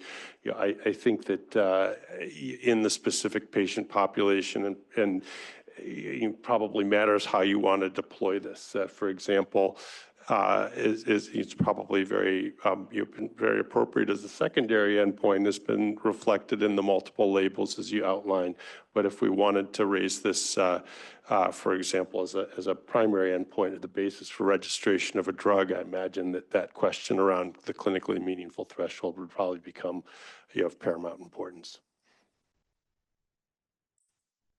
Anybody oops, I'm going to fall off my chair. Regulatory folks that make a splash. Keep the humor going. Justin, you did great, but I'll add to it. No, comments again, and maybe in a hierarchical kind of design or whatever, but where could you see, this kind of thing? Thank you. Those were really excellent presentations, and I'm glad you, Tamara, you brought up psychometric validation. I think we struggle with that aspect of it, especially even though KCCQ is qualified, or at least some domains are qualified, its ability to assess change, the longitudinal measurement properties have not been qualified. So thank you for highlighting that. And I agree with John's point there. If these endpoint, if KCCQ was a primary endpoint in these trials, we would be seeking to understand the clinical meaningfulness of the treatment effect that was observed. But having said that, early on, if we look at tafamidis, the treatment effect was so large that we wouldn't struggle. We probably wouldn't ask for an anchor-based analysis there. It was a very large treatment effect. So if you, I also want to highlight that none of the trials actually collected any anchor-based data. So there were no patient global impression scales that were collected. So I think as this patient population is healthier than when those trials were done, and there is less mortality, less hospitalization, and we're thinking more about endpoints that will evaluate symptom and function. I think we need to understand better how much of a change in this patient population would be perceived as a meaningful change by patients. So I think I completely agree with you and support that more psychometric work needs to be done. And I would push you one step further. Do we need to really do additional psychometric work to evaluate KCCQ, or is there a simpler PRO that is specific for the amyloid population? And your concept elicitation work will probably guide you there. Do you, some of the items within KCCQ, it's very difficult to measure. Some of them don't have an ideal anchor. So you can't really anchor those changes.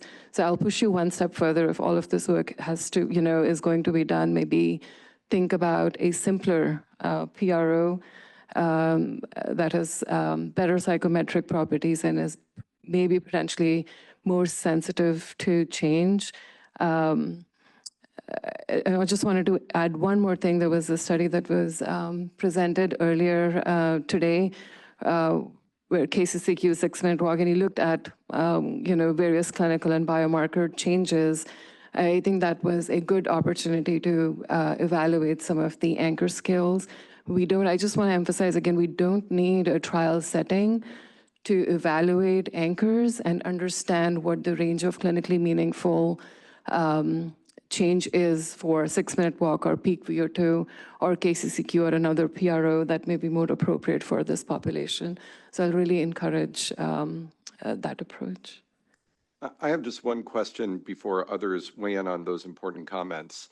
When somebody evaluates a PRO longitudinally, you're subject to missingness because of either loss to follow-up or somebody's, has died. And so how then does that influence the ability to take that as an endpoint for regulatory approval? Yeah, and I lost Jenny to the audience, but It is a very important consideration. We typically encourage sponsors to consider evaluating symptom or function types of endpoints early enough where you expect a treatment effect, but where you're not going to see a ton of missing data. I think heart failure, not just heart failure, but hospitalization or mortality, these events will impact sort of intercurrent events and missing data. Both are important events to take into consideration. We try to minimize it and use multiple imputation methodology to sort of account for it. But if there is a high percentage of missing data or a high percent, frequent intercurrent events, then it may become uninterpretable. So you're absolutely right. This is a very, I want to say even the Achilles heel of conducting such a trial. So complete follow-up is going to be paramount. Thank you. Clinicians, comments about using the surveys, the PROs, any thoughts or anything obviously from the audience? Does it resonate with your practice, that these work for you? I mean, we had that lovely presentation from the last session showing, that there is movement.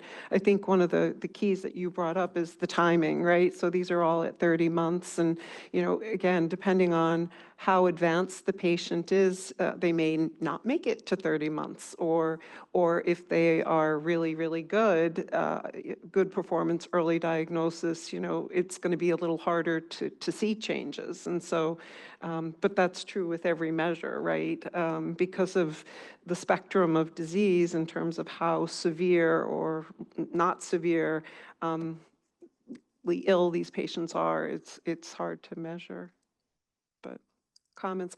We'll move to the ECG part, or Vaishali, do you want to say something? Just, yeah, please. I think some comments about the PRO instruments. So I think the KCCQ also was used as a secondary endpoint in 2 or 3 phase 3 clinical trials of antifibril agents for advanced cardiac amyloidosis in AL amyloidosis. And again, it was developed by the sponsors, and the trials had KCCQ because it was heart failure, advanced cardiac amyloidosis trials. And KCCQ hasn't been psychometrically validated in patients with ATTR cardiomyopathy. It definitely has not been even studied in AL amyloidosis. SF36 that we have used, and I have presented at multiple amyloidosis forums before for AL amyloidosis, has undergone content validation, psychometric validation, longitudinal analysis, survival analysis, risk of death, and cardiac biomarker response in large study sets. From our center, Ashu has done the same thing from NAC for SF36 in AL amyloidosis.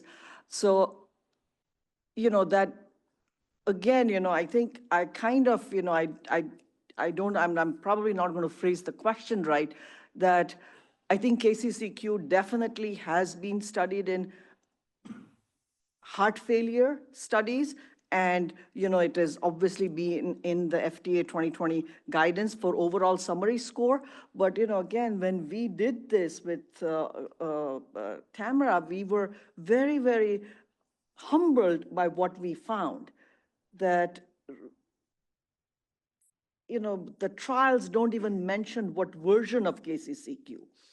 Moreover, it was not even clear what domains were really measured. And the labels have all overall summary scores, or at least the Kaplan-Meier survival scores have the overall summary score. So, I think it was just a very, very humbling experience to really do this literature review. And are we ready to really have this PRO measures as the primary endpoint? We all talked about patients need to feel better. But when we don't really even know, and ARC has developed the ATTR quality of life PRO, which is being studied in some prospective phase 3 trials, but is that ready for prime time? So again, I think there are a lot of questions, and I think it is a rare disease, and we don't really know, what is a meaningful difference. Again, SF36, we say meaningful difference is 10% or 10 points because it is based on all the literature. Is that really, possible in AL amyloidosis? Is that really meaningful in AL amyloidosis? So again, there is not, a lot that has been done in this space. And I just want to, I think there was an important lesson learned. I know Jonathan Fox is here in the audience, but from ATTRibute, from their 12-month readout, where they were looking at 6-minute walk over 12 months, right? I mean, obviously there are different ways that an endpoint is assessed, if it's primary versus secondary, but I think there's an important lesson that the natural history of the disease has changed, not necessarily biologically, but perhaps the stages, which we've heard time and time again today. Individuals are getting diagnosed early, and I think Angela highlighted this morning that their lifespan is longer, their risk of death is lower, their risk of hospitalization is lower. So it's a lower risk population. So if you were to do something like this, what is the ability you would have the resolution to see a difference or a prognostic difference or a clinically meaningful difference might actually be quite a high bar. Again, I don't know the answer, but at least I think that lesson might, inform that could be a possibility. Yes. Hi, I'm Kristen McCausland from IQVIA, and I work in measurement strategy and identification and validation of PROs. So one of the things I wanted to comment on was the value of potential qualitative data. I think we've been talking about quantitative data when we're talking about meaningful within-person change thresholds. But what we're hearing from FDA is that they need to know what level of change on the anchor is meaningful to the patient when we actually apply that anchor to anchor-based methods to estimate that threshold of meaningful within-person change. And that can be incorporated into a variety of different study designs with the qualitative data, but more often than not, we're seeing this increase of interest in in-trial interviews. And I think that it takes a lot of coordination between the sponsor and the clinic sites and sometimes some of these consultants to really think ahead on that so that we don't run into barriers to prevent the implementation of that type of study. So I think that that's just one point that I wanted to call on, that it's not just the quantitative data that we need to focus on for these adoption rates of the KCCQ and getting these meaningful within-person change thresholds. The other thing is identifying that appropriate anchor. And maybe there is a possibility of getting some consensus or standardization on some of these anchor measures so that we can actually pull some of these data sources together in the registry or across the trials. So just some things to consider that we could really kind of work together on. Thank you. Very useful comment. Hi, Jonathan Fox from BridgeBio. Thanks, Justin, for the shout out on the great result from Part A of ATTRibute. No, I think it's a really important lesson there in the data. So, it helped us and others in the field to kind of clarify what we meant by this left shift in the population that we're studying. The more contemporary populations are less sick. Whereas I like to say, the test failed the drug didn't fail the test, because when the placebo group didn't deteriorate, there's no assay sensitivity. It's a bit like, the best way to win on a non-inferiority trial is have nobody take test drug. So it's an important thing that, when you go about choosing measures for efficacy or progression or regression or whatever it is your goal is, pick the right measurement that fits the severity of the disease. Thank you. So I want to ask about the ECG project, the AI ECG project. I mean, we've shown with our own model, that it is prognostic. The higher the probability, the worse the outcome. How does that resonate with regulators and clinicians? So we'll start with regulators. Yeah. So I think if you're using it to identify a high-risk population to really enrich the trial, I don't think we're going to ask for a whole lot. I think maybe the risk is on the sponsor side. If there is, what is the error rate here, right? What is, if you misclassify the prognosis of the patient, I'm thinking the risk is very low because you will have other eligibility criteria and you're just adding on one additional criteria to figure out whether or not you're enrolling a high-risk population. So I think from that perspective, I don't think I have much to add there. When you talk about endpoints, I mean, there's going to be a lot of discussion around that, but I'm going to stop and see what sponsors have to say about that. I can try to, to give my perspective. So I think it pretty much depends on what we are assessing, right? What drug, what mechanism, what population. I see EKG and some of the markers on EKG, especially in a disease like cardiac amyloidosis, very complementary to the other tools that we generally implement in the clinical trials, starting from echo or cardiogram. And for some mechanisms of action, it might make sense to use this data to corroborate the effect on the cardiac structure and function of some, of these mechanisms. I'm thinking about, antifibril therapies or depleters. If I am removing amyloid from the tissues from the heart, and this results into, an improvement, an actual change, remodeling of the cardiac structure and function, I would expect or hope to see changes in the EKGs, right? So voltages, intervals, and that can corroborate what we see in the comprehensive assessment of the patients. For me, that is the way it should be used, but not thinking in terms of, kind of a primary surrogate endpoint at this stage. I do think certainly as an endpoint to me, it's obviously this is still very exploratory, but I think the point about enrichment is interesting because there's a lot that is extremely attractive about this. And Justin, you hit on a number of these things in the presentation, just operationally. It's easy. Everyone has it. It's agnostic to the technology that's used. All these types of things make it attractive for deployment in a clinical trial. And also we have just voluminous amount of data from all of the other work that's been done, patient level data that could really be used to figure out how this might be used at least as an enrichment tool for clinical trials. And you never know, you might be surprised to think about it. How do we rule in heart attacks? You use biomarkers, but EKG, it shows you kind of real fast. And so there's a lot to it. We sort of forget about the old and move to the new. Okay, we'll take these last two questions because we're running over, or comments, but thank you for this discussion. Yeah, I'll be brief regarding the KCCQ issue.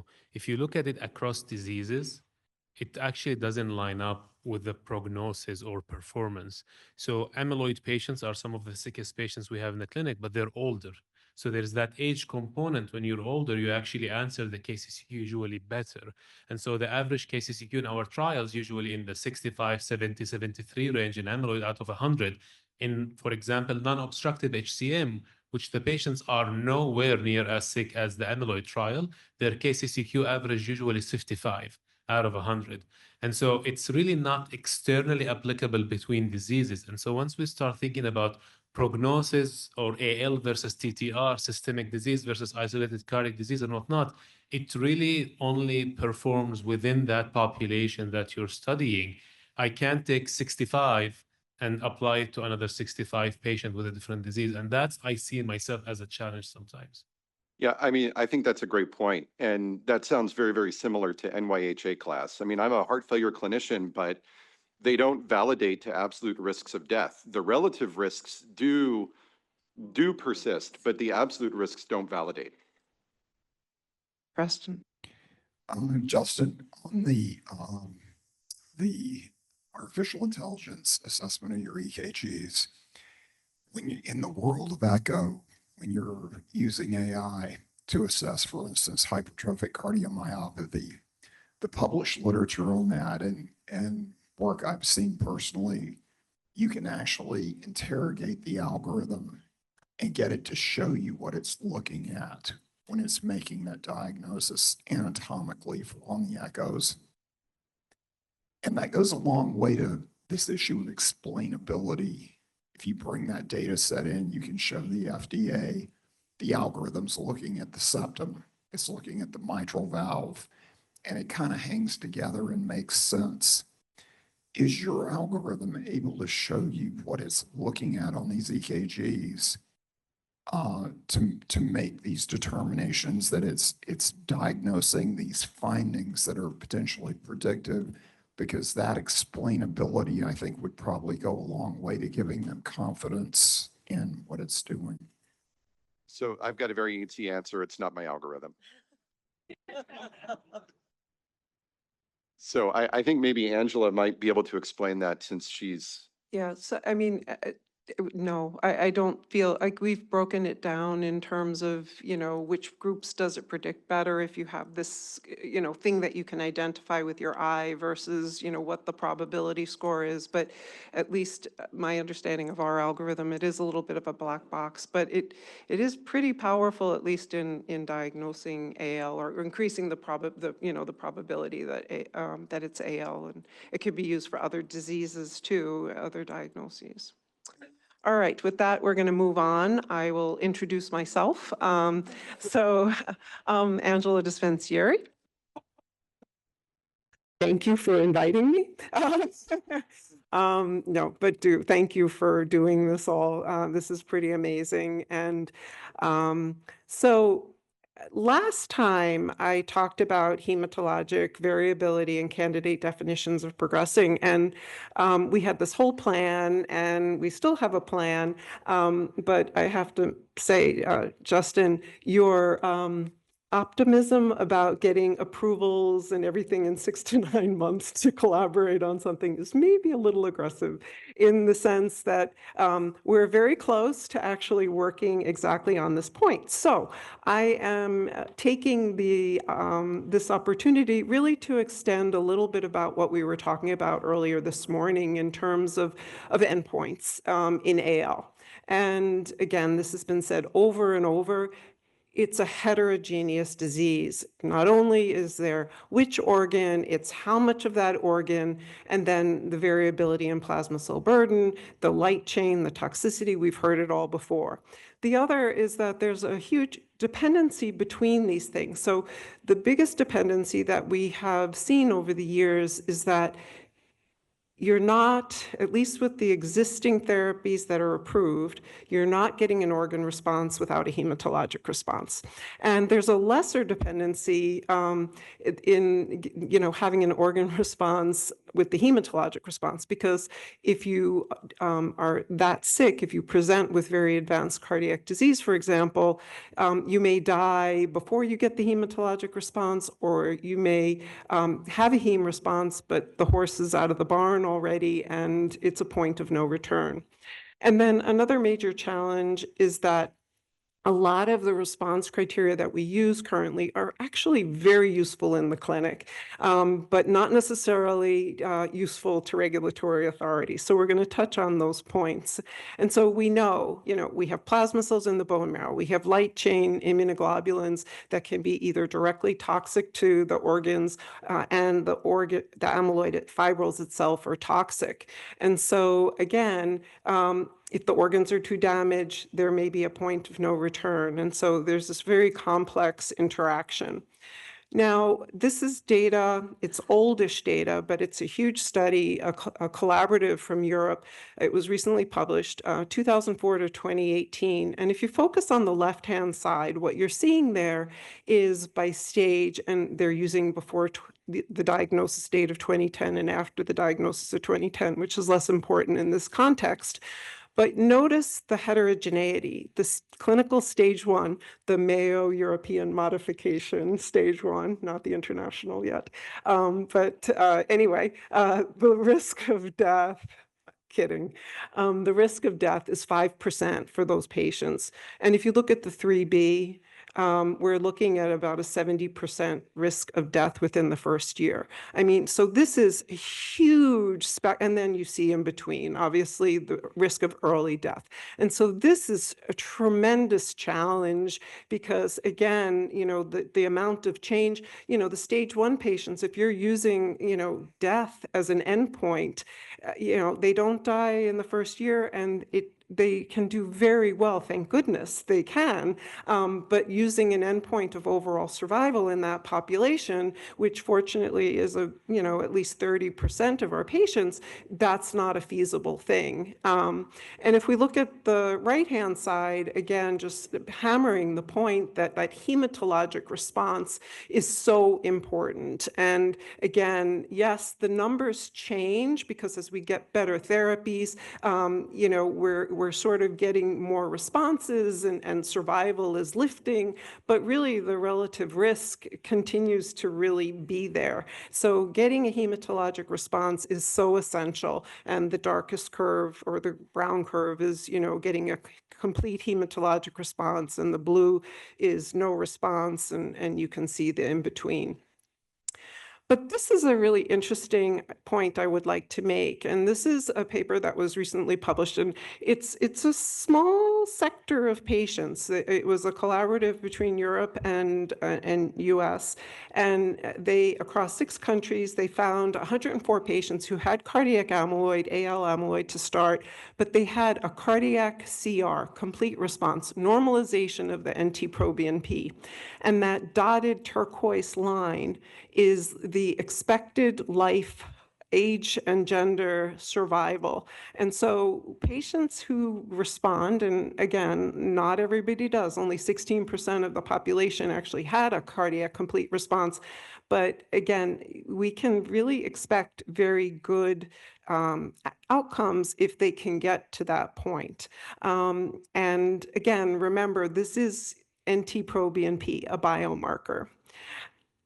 The next really, really big challenge, and that's what my biggest focus is on, and hopefully our collaborative will get us there. Hematologic progression is something that was defined 20 years ago. And it was at a time when we only had melphalan and prednisone and stem cell transplant. And, you know, we were pretty happy to, you know, there was CR, but, you know, we never hardly saw that. And then when we said progression, if we said something was stopped working, well, you know, it's like we don't really have much to do next. So, you know, we don't have to define progression too rigorously because what are you going to do with that, right? And so we used for progression, well, there's relapse from CR, amyloid CR, which is a positive immunofix and increase in the free light chain, abnormality of the free light chain and a doubling of the involved free light chain. But for patients who don't get into CR, it's a really hard thing for us to accomplish or for physicians to wait for. Because if you have not gotten to a CR, you have to have a 50% increase in the minimum light chain, the dFLC, but it has to go up to 100 mg per liter. And this is not something that providers are willing to wait for, rightfully so, because they have other things to give their patients. And so what happens is that we actually almost have a complete response penalty, because it's easier to respond by just getting a tiny, tiny little change as opposed to, you know, a modest change, but investigators will walk with their feet because or that's probably not a real expression, but they basically will take patients off study, and then it turns into a non-event. It's really a sensor because they don't meet progression. And so this is one of the weakest things in AL, response and progression. And so this is like from a supplementary table from the Andromeda study, but it's an illustration of losing events. And so this concept of major organ deterioration, progression-free survival, you can see the definition there. It's essentially hematologic progression using the old-fashioned terms, or major organ deterioration, which would be ending up on dialysis or needing a heart or kidney transplant or needing a heart device. And the MOD is on the top, and then there's the MOD EFS, which is the same stuff, except it's also just counting in subsequent therapy. And what you'll notice is that if you look at that very bottom row, you can see that, and regardless of arm, it doesn't matter, but 7% and 23% of patients are going on to subsequent therapy and without a progression. Now, some of them may be lack of deep response, but some of them are just, you know what, I can't wait to get my patients' numbers this high before I'm going to give them something else. And so that really hurts us in terms of powering our studies. So this is where we really need to validate what is a new acceptable change, not the minimum of 100 per liter. So data by next year. And looking at just a moment at organ response and progression, and I don't have the curves, but we are using biomarkers to help us in the clinic, and we have for years to say, how do we say a patient's getting better or worse?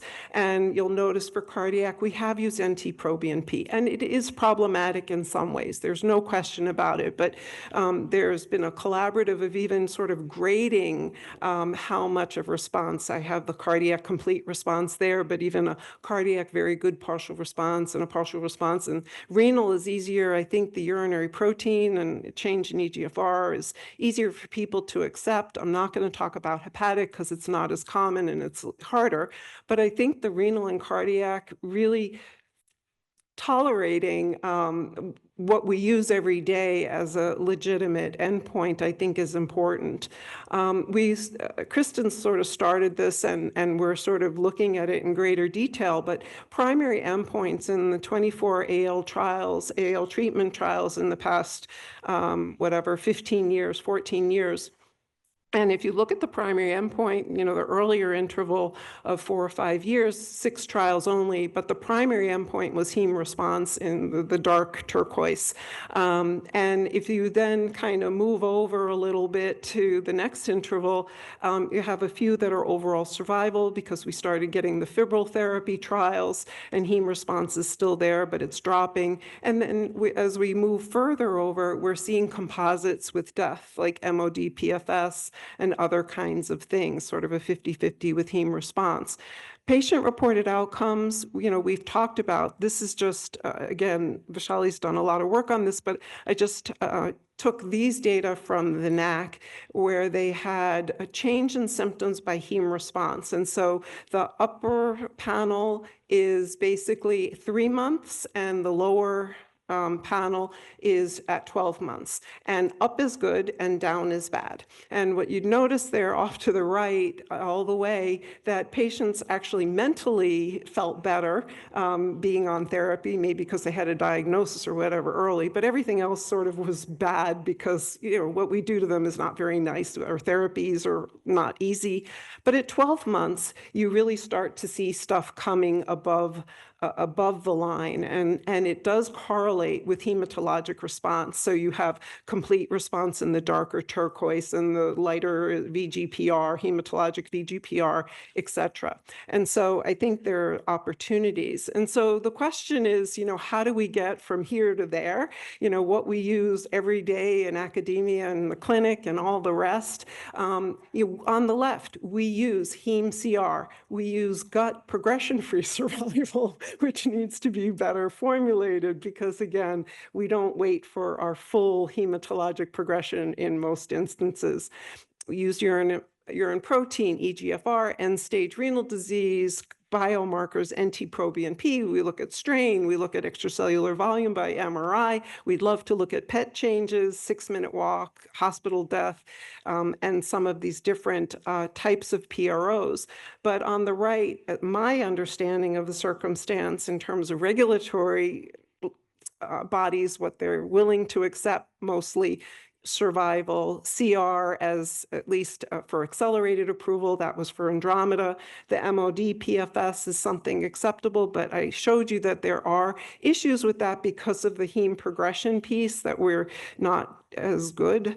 And then the 6-minute walk, it can potentially be in their hospital death and maybe the Kansas City, though there's not tons of data. And so again, how to get here from there.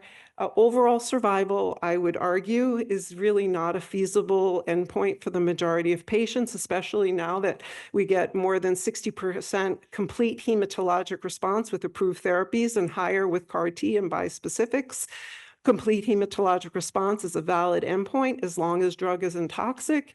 Hematologic progression criteria needs correction. Composite endpoints using hospitalizations work only for the sickest patients. Unfortunately, the majority of our patients are not that sick. NT-proBNP does have its problems, but I don't think it should be completely discarded because it does have value.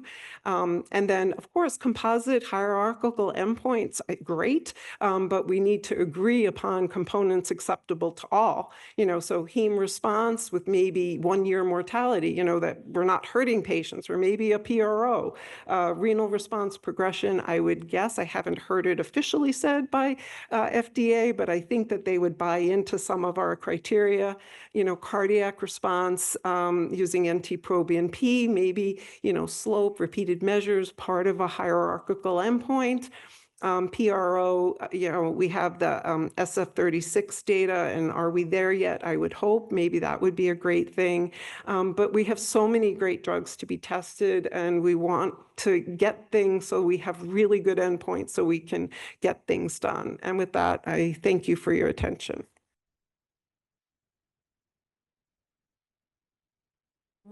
Let's see. So I think we'll do one, should we just group the rest?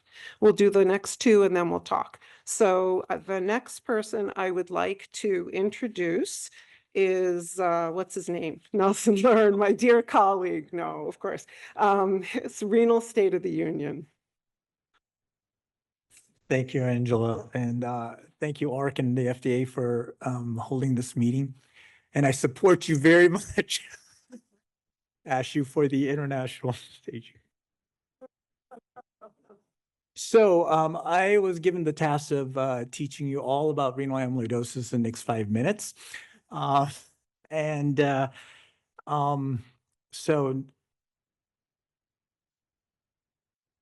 as of 2024, there are 42 types of amyloid that have been identified in humans. 14 of them involve the kidneys clinically, and we have therapy for 3. AL amyloidosis, AA amyloidosis, and of course, ATTR. However, renal response criteria is somewhat lagging behind. So we have 2 renal response criteria for AL amyloidosis. The most commonly used, and the first one was Palladini criteria, which has a staging using proteinuria and eGFR. The response is basically a 30% reduction in proteinuria without progression, and progression is only defined by a decrease in eGFR. The Castridis criteria, which came later, uses an eGFR, proteinuria to eGFR ratio. And as you can see, the staging is based on whether it's less than 30 or greater than 100. Response is a 25% reduction in the ratio from below 100 to greater than 100, and progression is a 25% increase in the ratio. As you can see, both of these criteria can predict renal survival, although, as you can see, is not perfect. Not all of the patients who have a response will have renal survival, and not all of the patients who progress actually progress to dialysis. There's an AA amyloidosis criteria that has been proposed by the European group, and this is also based on proteinuria and eGFR. And there's an extensive renal response criteria for ATTR, and this is it. Now, is that important? And I have to be honest, up until 2 years ago, I would say probably not. I don't, as a renal amyloidologist, I had yet to see a case of renal amyloidosis, or at least that I thought it was. However, there are studies that showed that ATTR does involve the kidney, especially in the hereditary type.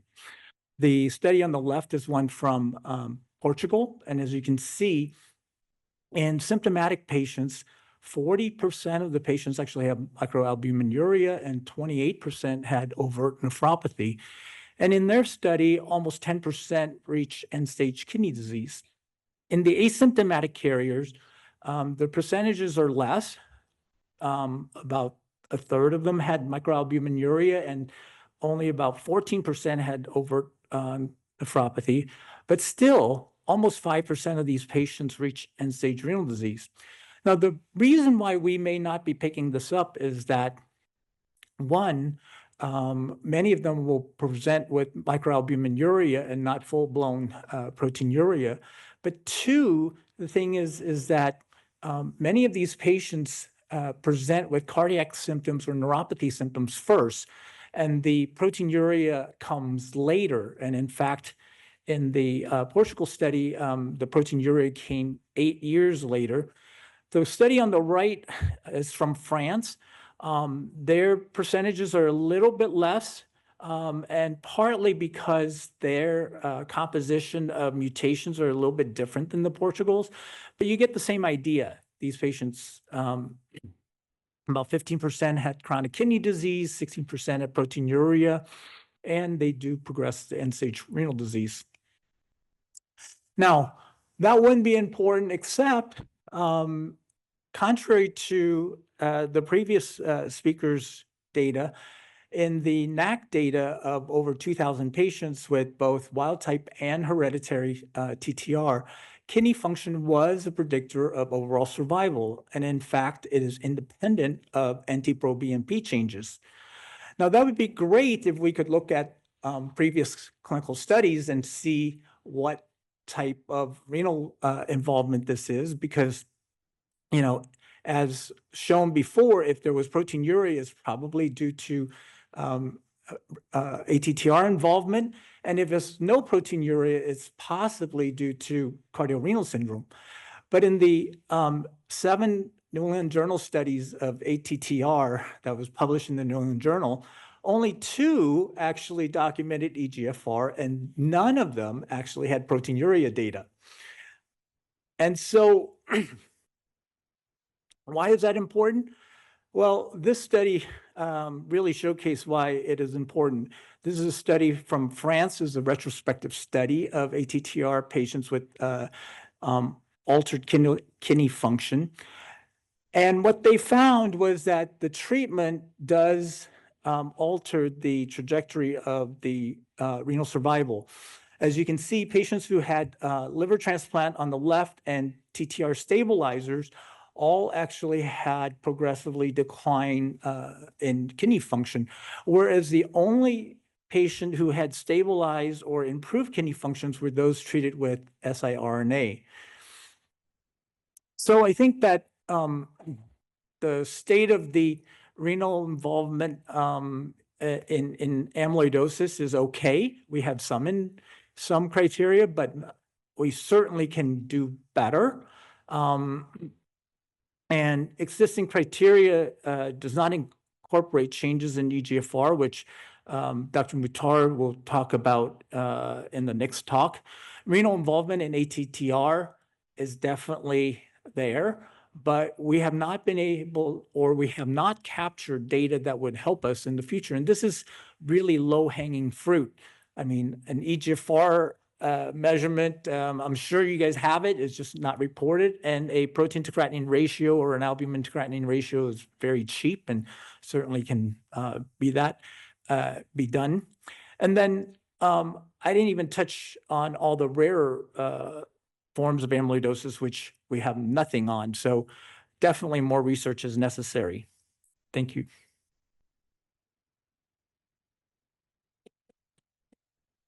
So our next speaker is going to be a video remote in, Dr. Mukhtar. Yep. And Do you hear me? there you are. Yeah, we can hear you. So is it 9:30 or 10:30 p.m.? 10:30, yes. 10:30 p.m. So thank you for being with us. So Ali Mukhtar is speaking to us from Sheba Medical Center in Israel. He, up until recently, had been at the Mayo Clinic. Go for it, Ali. Thank you very much, Angela. Thank you, ARC, for inviting me and FDA for hosting this wonderful symposium. I gonna build on what Nelson has presented, and we're going to talk about the tracking of renal recovery, trying to correlate the proteinuria reduction with changes in eGFR in light chain amyloidosis. Am I advancing the slides or someone is advancing for me? Okay, thank you. I have no disclosures. Next slide, please. So as you already know, for the past 2 decades, we've been using proteinuria as our primary measure of renal response. We actually were able, since it's a very good tool to predict renal outcomes, we're actually able to transition from a binary system, meaning response versus no response, and actually grade the proteinuria reduction into 4 categories and still able to stratify renal outcomes using this biomarker. Next slide. And using those 4 groups, we have from renal non-response or renal NR to renal complete response, which is renal CR. We can see that they define progression to dialysis, or what we call renal survival. And this is at designated time points, as well as overall survival, which basically pulls the renal CR and VGPR as one group at the 24 months compared with a lower degree of response. Next slide. But it's interesting to see that those 4 renal response categories actually differ in their baseline characteristics in more than one parameter. For example, if you look at the age of the patients, so the median age is lower in patients who achieve renal complete response, which is proteinuria within the normal range, less than 200 milligrams in 24 hours, than the other response categories. It may well be that younger patients are getting more aggressive therapies and able to get to a deeper hematological response, and then they get a better renal response. But one can also assume that younger patients may have a better tissue repair mechanisms. So this is one difference. For example, we can see that the deeper renal response patients are less likely to be males. We can also see that there's some difference in the isotype. So lambda is the most common isotype in AL, but with the deeper renal responses, there are more kappas coming into this response category. But I think that one of the most striking differences is the renal stage. What is the baseline impairment of eGFR and proteinuria? And you can see that the renal complete response patients are actually the renal healthier patients. They have the highest eGFR and the lowest proteinuria, so they're starting with a better point getting into renal response. Next slide. And so those were the baseline, but obviously there is a very strong relation between the hematological response and renal response. Without the hematological response, we won't be able to get into the renal response. So the rate of hematological CR is the highest among patients who achieve a renal complete response, but it's the lowest among the renal non-responders. Next slide. So, proteinuria is a good measure, but it's not enough for us, because if we look at progression of 24 urine, increase in 24 urine protein, when we assessed that, it did not predict renal response, renal survival, or overall survival. The only measure that was predictive for both measures were a decline in eGFR, and you can see on the left panel, and this is a designated time points, that if there is an eGFR progression, meaning a decline by more than 25% from nadir, there was a much higher rate of progression to dialysis. And also, without a landmark analysis, there was a clear survival disadvantage for experiencing eGFR progression. Next slide. So we have this kind of dualism. We are assessing renal response by the reduction in proteinuria, and that seems to be working well in the AL patients, but renal progression is tracked by eGFR. Next slide. So we tried to look in our database, and we had data on eGFR up to the 24 months. And when you look at the changes in eGFR from baseline across the 4 renal response categories, and this is an unpublished data, you can see that all renal response categories have a decline in eGFR. It was worse in renal non-responders, but it was pretty much even or similar between the other renal response categories. Now, those patients were assessed at 24 months, so they're older by 2 years. And since we're using an estimated GFR that takes into account age, obviously there is some decline in eGFR just by those patients being 2 years older, but the degree of decline is definitely more than anticipated by the formulation. So there is something to look into this decline in eGFR in those patients. Next slide. And it's important to look into that, because when we look at the rates of progression to dialysis, which follows eGFR progression, you can see first that by the renal response categories, there is an increase in the rate of progression to dialysis, either at 5 years or at last follow-up across those 4 renal response categories, but also earlier events with a less renal response. So we need a longer follow-up of the eGFR over time to really understand what is the relations between the changes in proteinuria, because those renal response categories track the proteinuria changes, and to correlate them with the changes in eGFR, so we can try to see, is there any correlation or pattern that we can look into.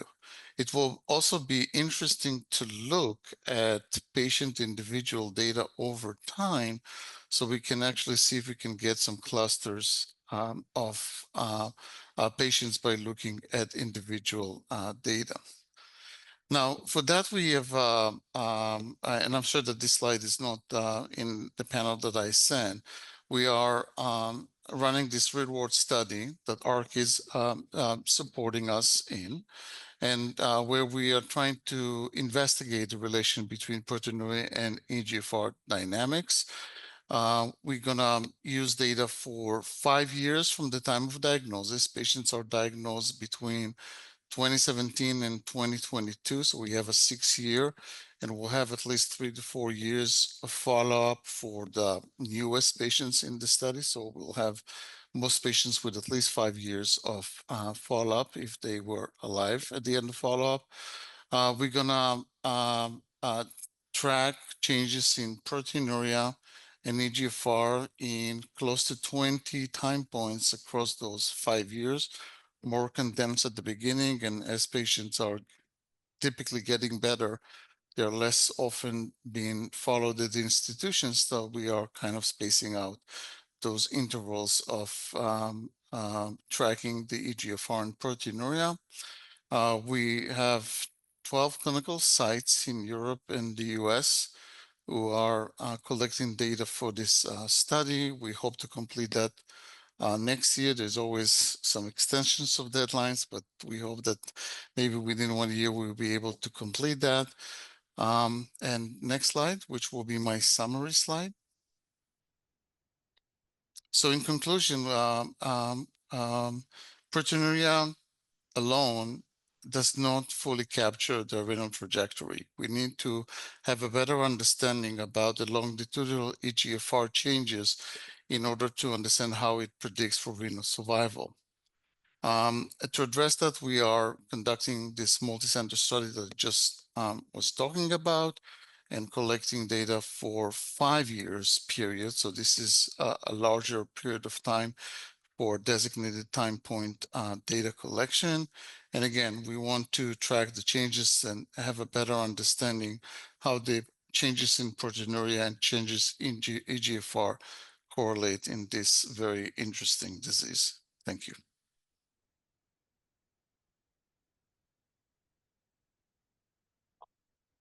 Okay, so thank you, Ellie.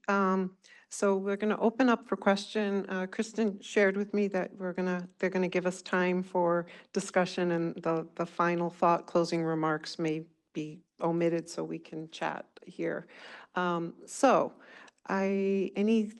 Anybody have something they want to ask, or I'll start asking questions? Yeah. Nelson, I have a question for you in particular with ATTR. By the way, I loved your slide. It was very detailed. All jokes aside, I mean, I think one of the things that clearly you make the case with some of those data that there may be some genotype specificity when it comes to ATTR, perhaps involvement in the kidney. And age is going to be a big confounder in the United States, and I would submit probably in the UK, much of the ATTR we see are in individuals that are much older. So then how do you navigate this intersection with natural GFR decline and nephron loss and comorbidities that also might influence microalbuminuria, proteinuria, or, GFR reduction? And I think you touched on one, cardiorenal interactions. That's a great question. One of the reasons why we don't think that, at least in this country, ATTR affects the kidney, there are many reasons, but Mayo Clinic published a study of 15,000 samples sent in for mass spec. And you know how many samples were sent in that had ATTR? 0. Now, I'm not sure why it was 0, but I can guess that it was because nephrologists hadn't been biopsying patients with ATTR. And I think that we need to start recognizing that ATTR patients can have ATTR in the kidney. The Portugal study and the French studies both had kidney biopsy that did show ATTR deposits.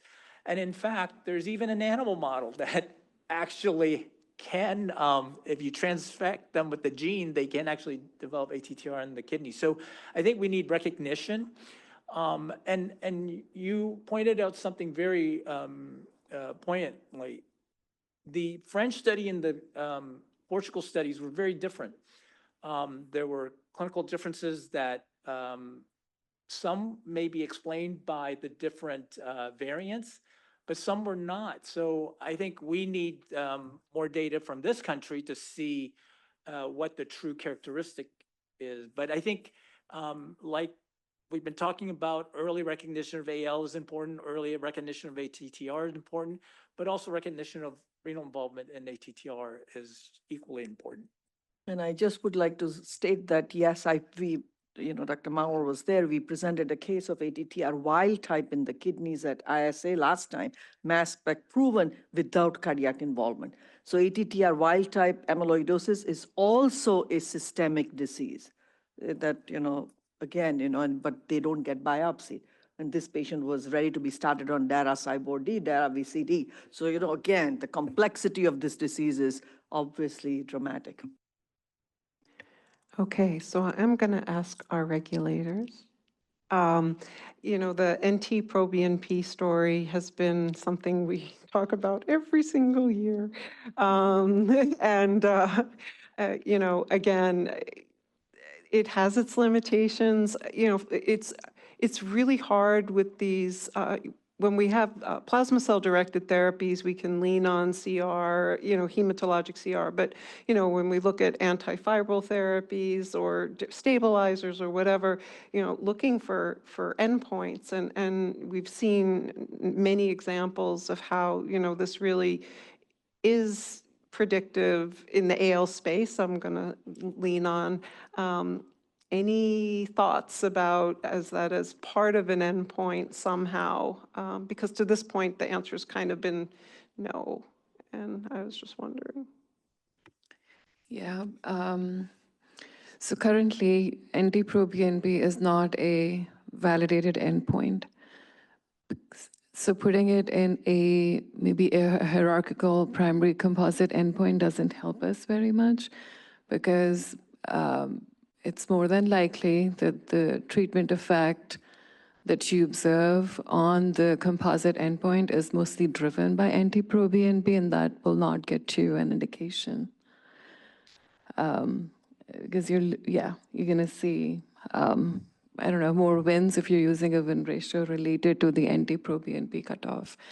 So not ready for prime time yet, but I don't know how much, you know, data you already have. Can you leverage existing data to maybe propose a trial where you're considering using NT-proBNP as an intermediate or a reasonably likely surrogate endpoint, where you will still have the trial ongoing to confirm the benefit? So that's one way to think about it.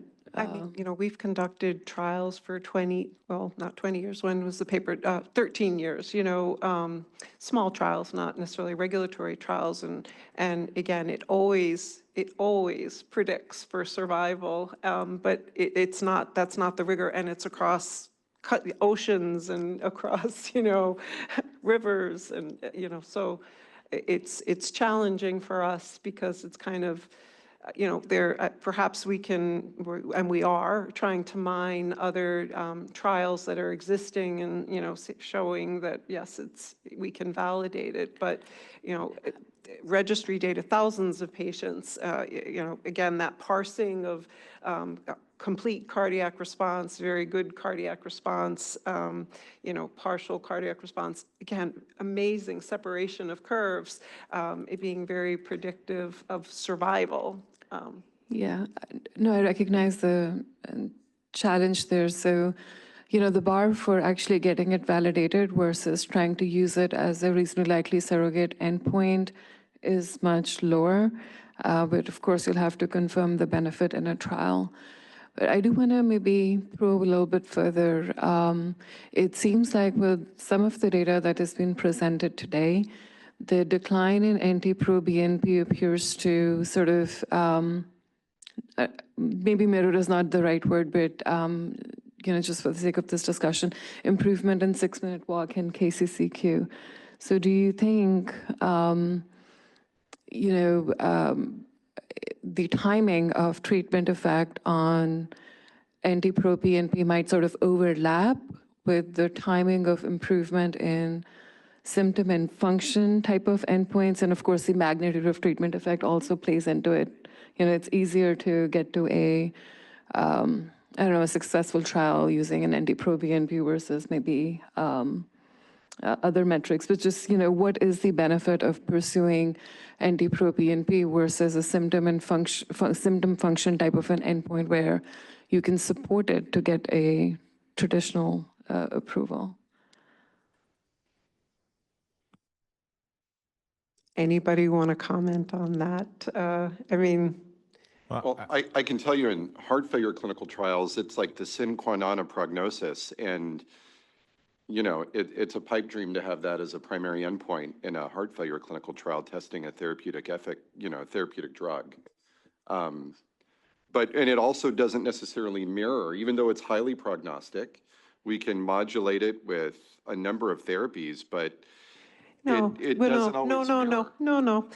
You know, patients get worse as we treat them and we give them steroids and all that, and we understand that. But then it really does normalize, and patients feel better and they get better. I mean, they just do. You know. It does when I give somebody Lasix. Yeah, but you give, you know, again, I think any kind of marker, whether it's a PRO or whatever, you could argue that you don't use baseline, you say 3 months after baseline, because you did give them a diuretic. You gave them whatever cocktail of congestive heart failure medicine you want to give them. Sure, that's great. And then maybe from there you go.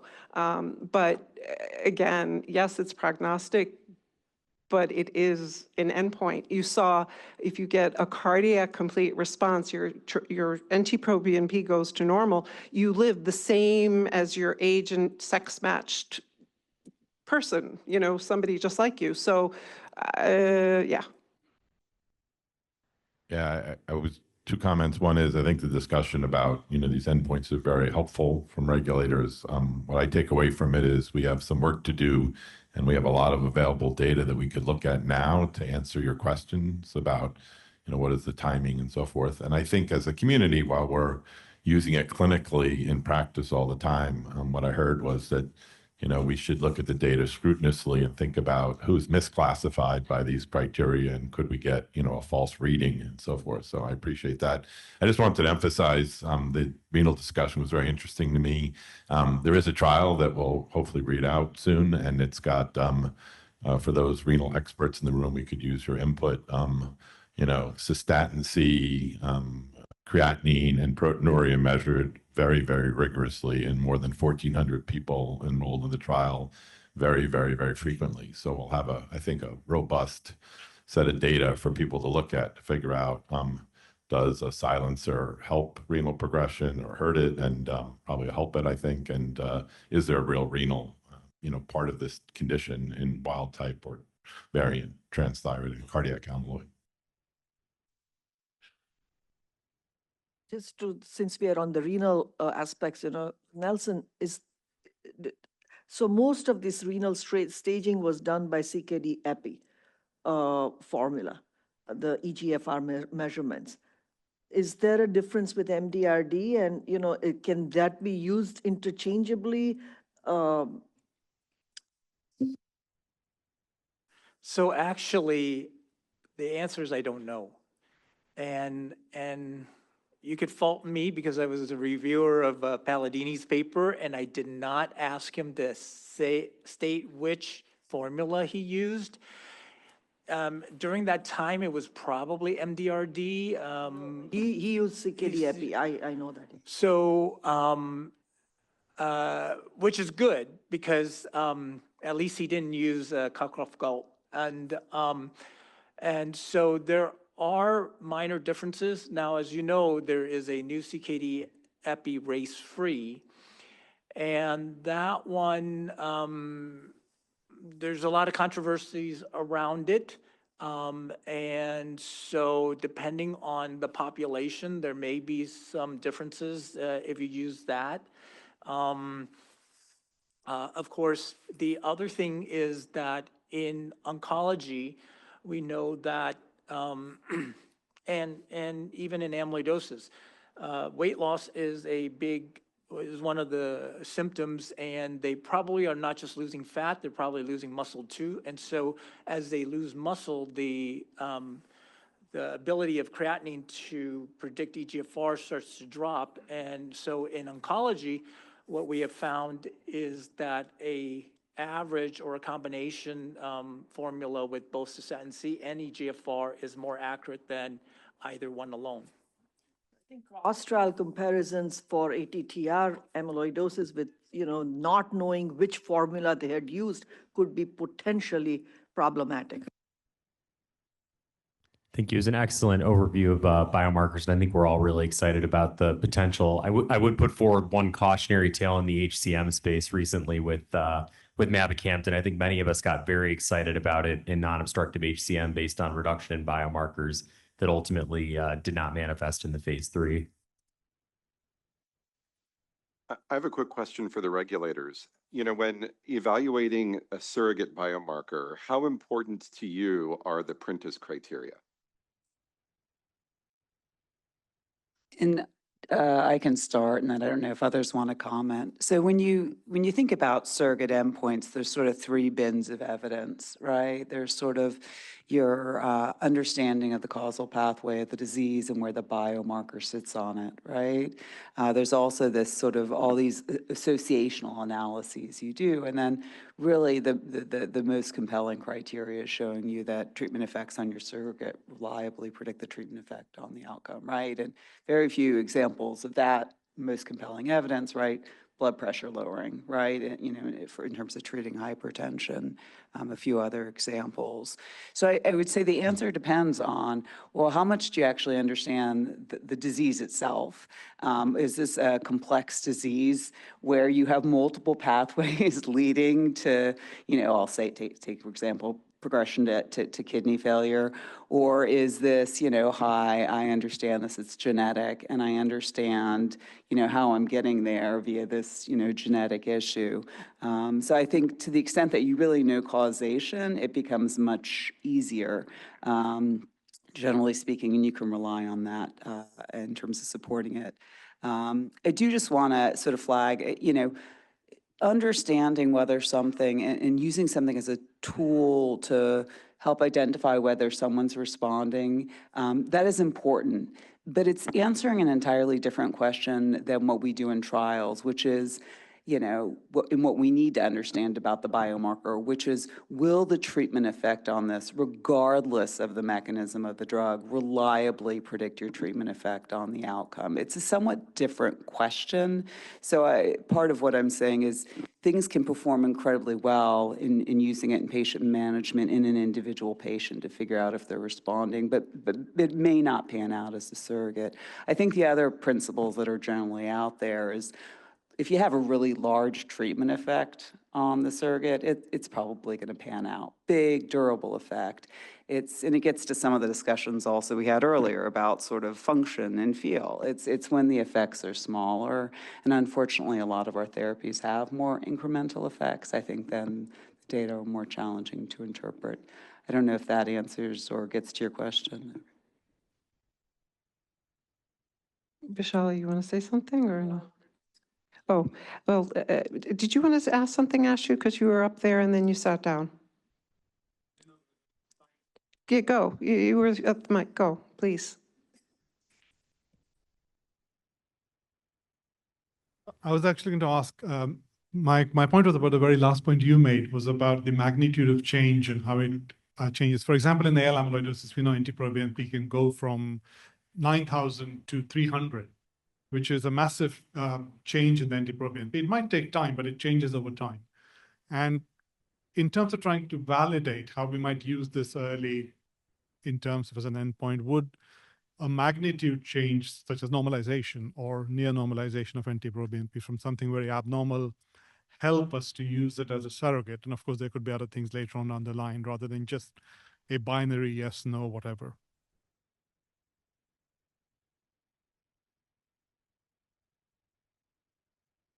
Well, and actually, as Sherry whispers something into my ear, I just want to make sure I understand your question. Is it about sort of use as, yeah, maybe could you just, because what Sherry just whispered in my ear was different from what I thought, but she may be correct. Could you just repeat your question? Yes, what I was trying to get is the magnitude of change. Might be 10,000 in a patient. 2 years later, it might be 500. And consistently tracks with survival. So it's not just a drop of a couple of hundred or a drop of thousands. And trying to validate, how do we use this as an endpoint? Do we use it as a percentage change? We use it something. We use it as magnitude change. As you had said, for KCCQ, if there was change of 10 or 15, you might say that's actually a big change. Accuracy. So in NT-proBNP, if it changes by 10,000, 5,000. I think the answer is you look at your data, right? And you try to figure out using your data, which is the best way to define the endpoint so that it's reliable in terms of predicting the effect, the treatment effect on the outcome. And it can vary across the diseases. And the other thing you're hitting at as well is it's durability, right? But, you know, a lot of the things we're looking at are continuous variables. And is it sensible to define this as dichotomous or multiple bins like you have, or should you be thinking about it as continuous? The only other thing I just want to add, and it gets back to maybe the comments made earlier, is, you know, one thing we've also very much learned in the kidney space where we rely entirely on surrogate endpoints is, yeah, you can't just look at one thing. Just like in clinical practice, you can't look at one thing. You know, you can't just look at the proteinuria. You also, you know, or you can't just look at this, you know, you can't always look at the GFR, because frankly, the GFR may not be tracking with an irreversible loss of kidney function, right? It could be measuring something going on. I mean, if you think about in our cardiac trials, it's very hard to understand how much of this is just a change in cardiac function. I had one question mainly for the regulators. So regarding, as you said, the Prentice criteria. So in AL amyloid, we don't have tons and tons of randomized controlled trials, but we have a few over the past 10 years. And if we are able to do like a meta-analysis to show a trial level correlation between delta NT-proBNP between the two arms and delta overall survival between the two arms, will that satisfy the Prentice criteria? Because there are some trials, for example, which are negative and a few which are positive. So, you know, it won't be like 20 trials, but maybe 5 or 6 trials. That was my question. And when you say negative, you mean that the drug didn't work. You're not saying negative that NT-proBNP. No, yeah, the drug didn't work. The drug didn't work. The drug didn't work. Thanks. So I just have one additional thought to Ashu's question first, and I'll get to the question from you. If you believe that there is a large treatment effect on NT-proBNP, to me, it means that maybe there is a way to then power the trial such that you'll be able to confirm the benefit. So you know, that's something that can be thought about in terms of the accelerated approval pathway, where you're proposing use of NT-proBNP as a reasonably likely surrogate endpoint with a plan to then continue the trial and confirm that benefit. So I'm not sure if that's helpful, but. Yeah, and Cheryl always nails it. I mean, that is sort of the best way to go around validating your surrogates, you know. Have the quantitative model that tells you what the relationship is between the surrogate and the outcome and the endpoint you're going to use in your trial, and you can design a program around accelerated approval potentially. And then after you hopefully verify the benefit at some point, you'll validate your surrogate. And then for the follow-up question where you said if you have some trials that show a correlation, but there is other data that doesn't, you know, really support that, you know, it doesn't have to be looked at in the sense of an intervention. Of course, we want to look at those data sets when you are validating. It seems like where you are, you could potentially make a case for a reasonably likely surrogate endpoint at this point, not quite getting to the validated surrogate endpoint stage. It looks like where we are right now, we do need a couple of trials to really get us there. But what those data will allow you to do is potentially, again, understand what is that relationship between the treatment effect on your reasonably likely surrogate biomarker and the outcome of interest, understand what the variability is and the sources of variability, and see if those numbers look promising enough that allow you to be able to conduct a confirmatory trial. It may not be. If there is a small treatment effect on that biomarker, maybe the confirmatory trial is huge and it's just not feasible, and then it's probably not worth pursuing. I think we're at time. This has been wonderful. I can't thank you enough for your input, truly. I mean, it's so, so important. And thank you to all our speakers and our audience. And I'll turn it over to Isabel.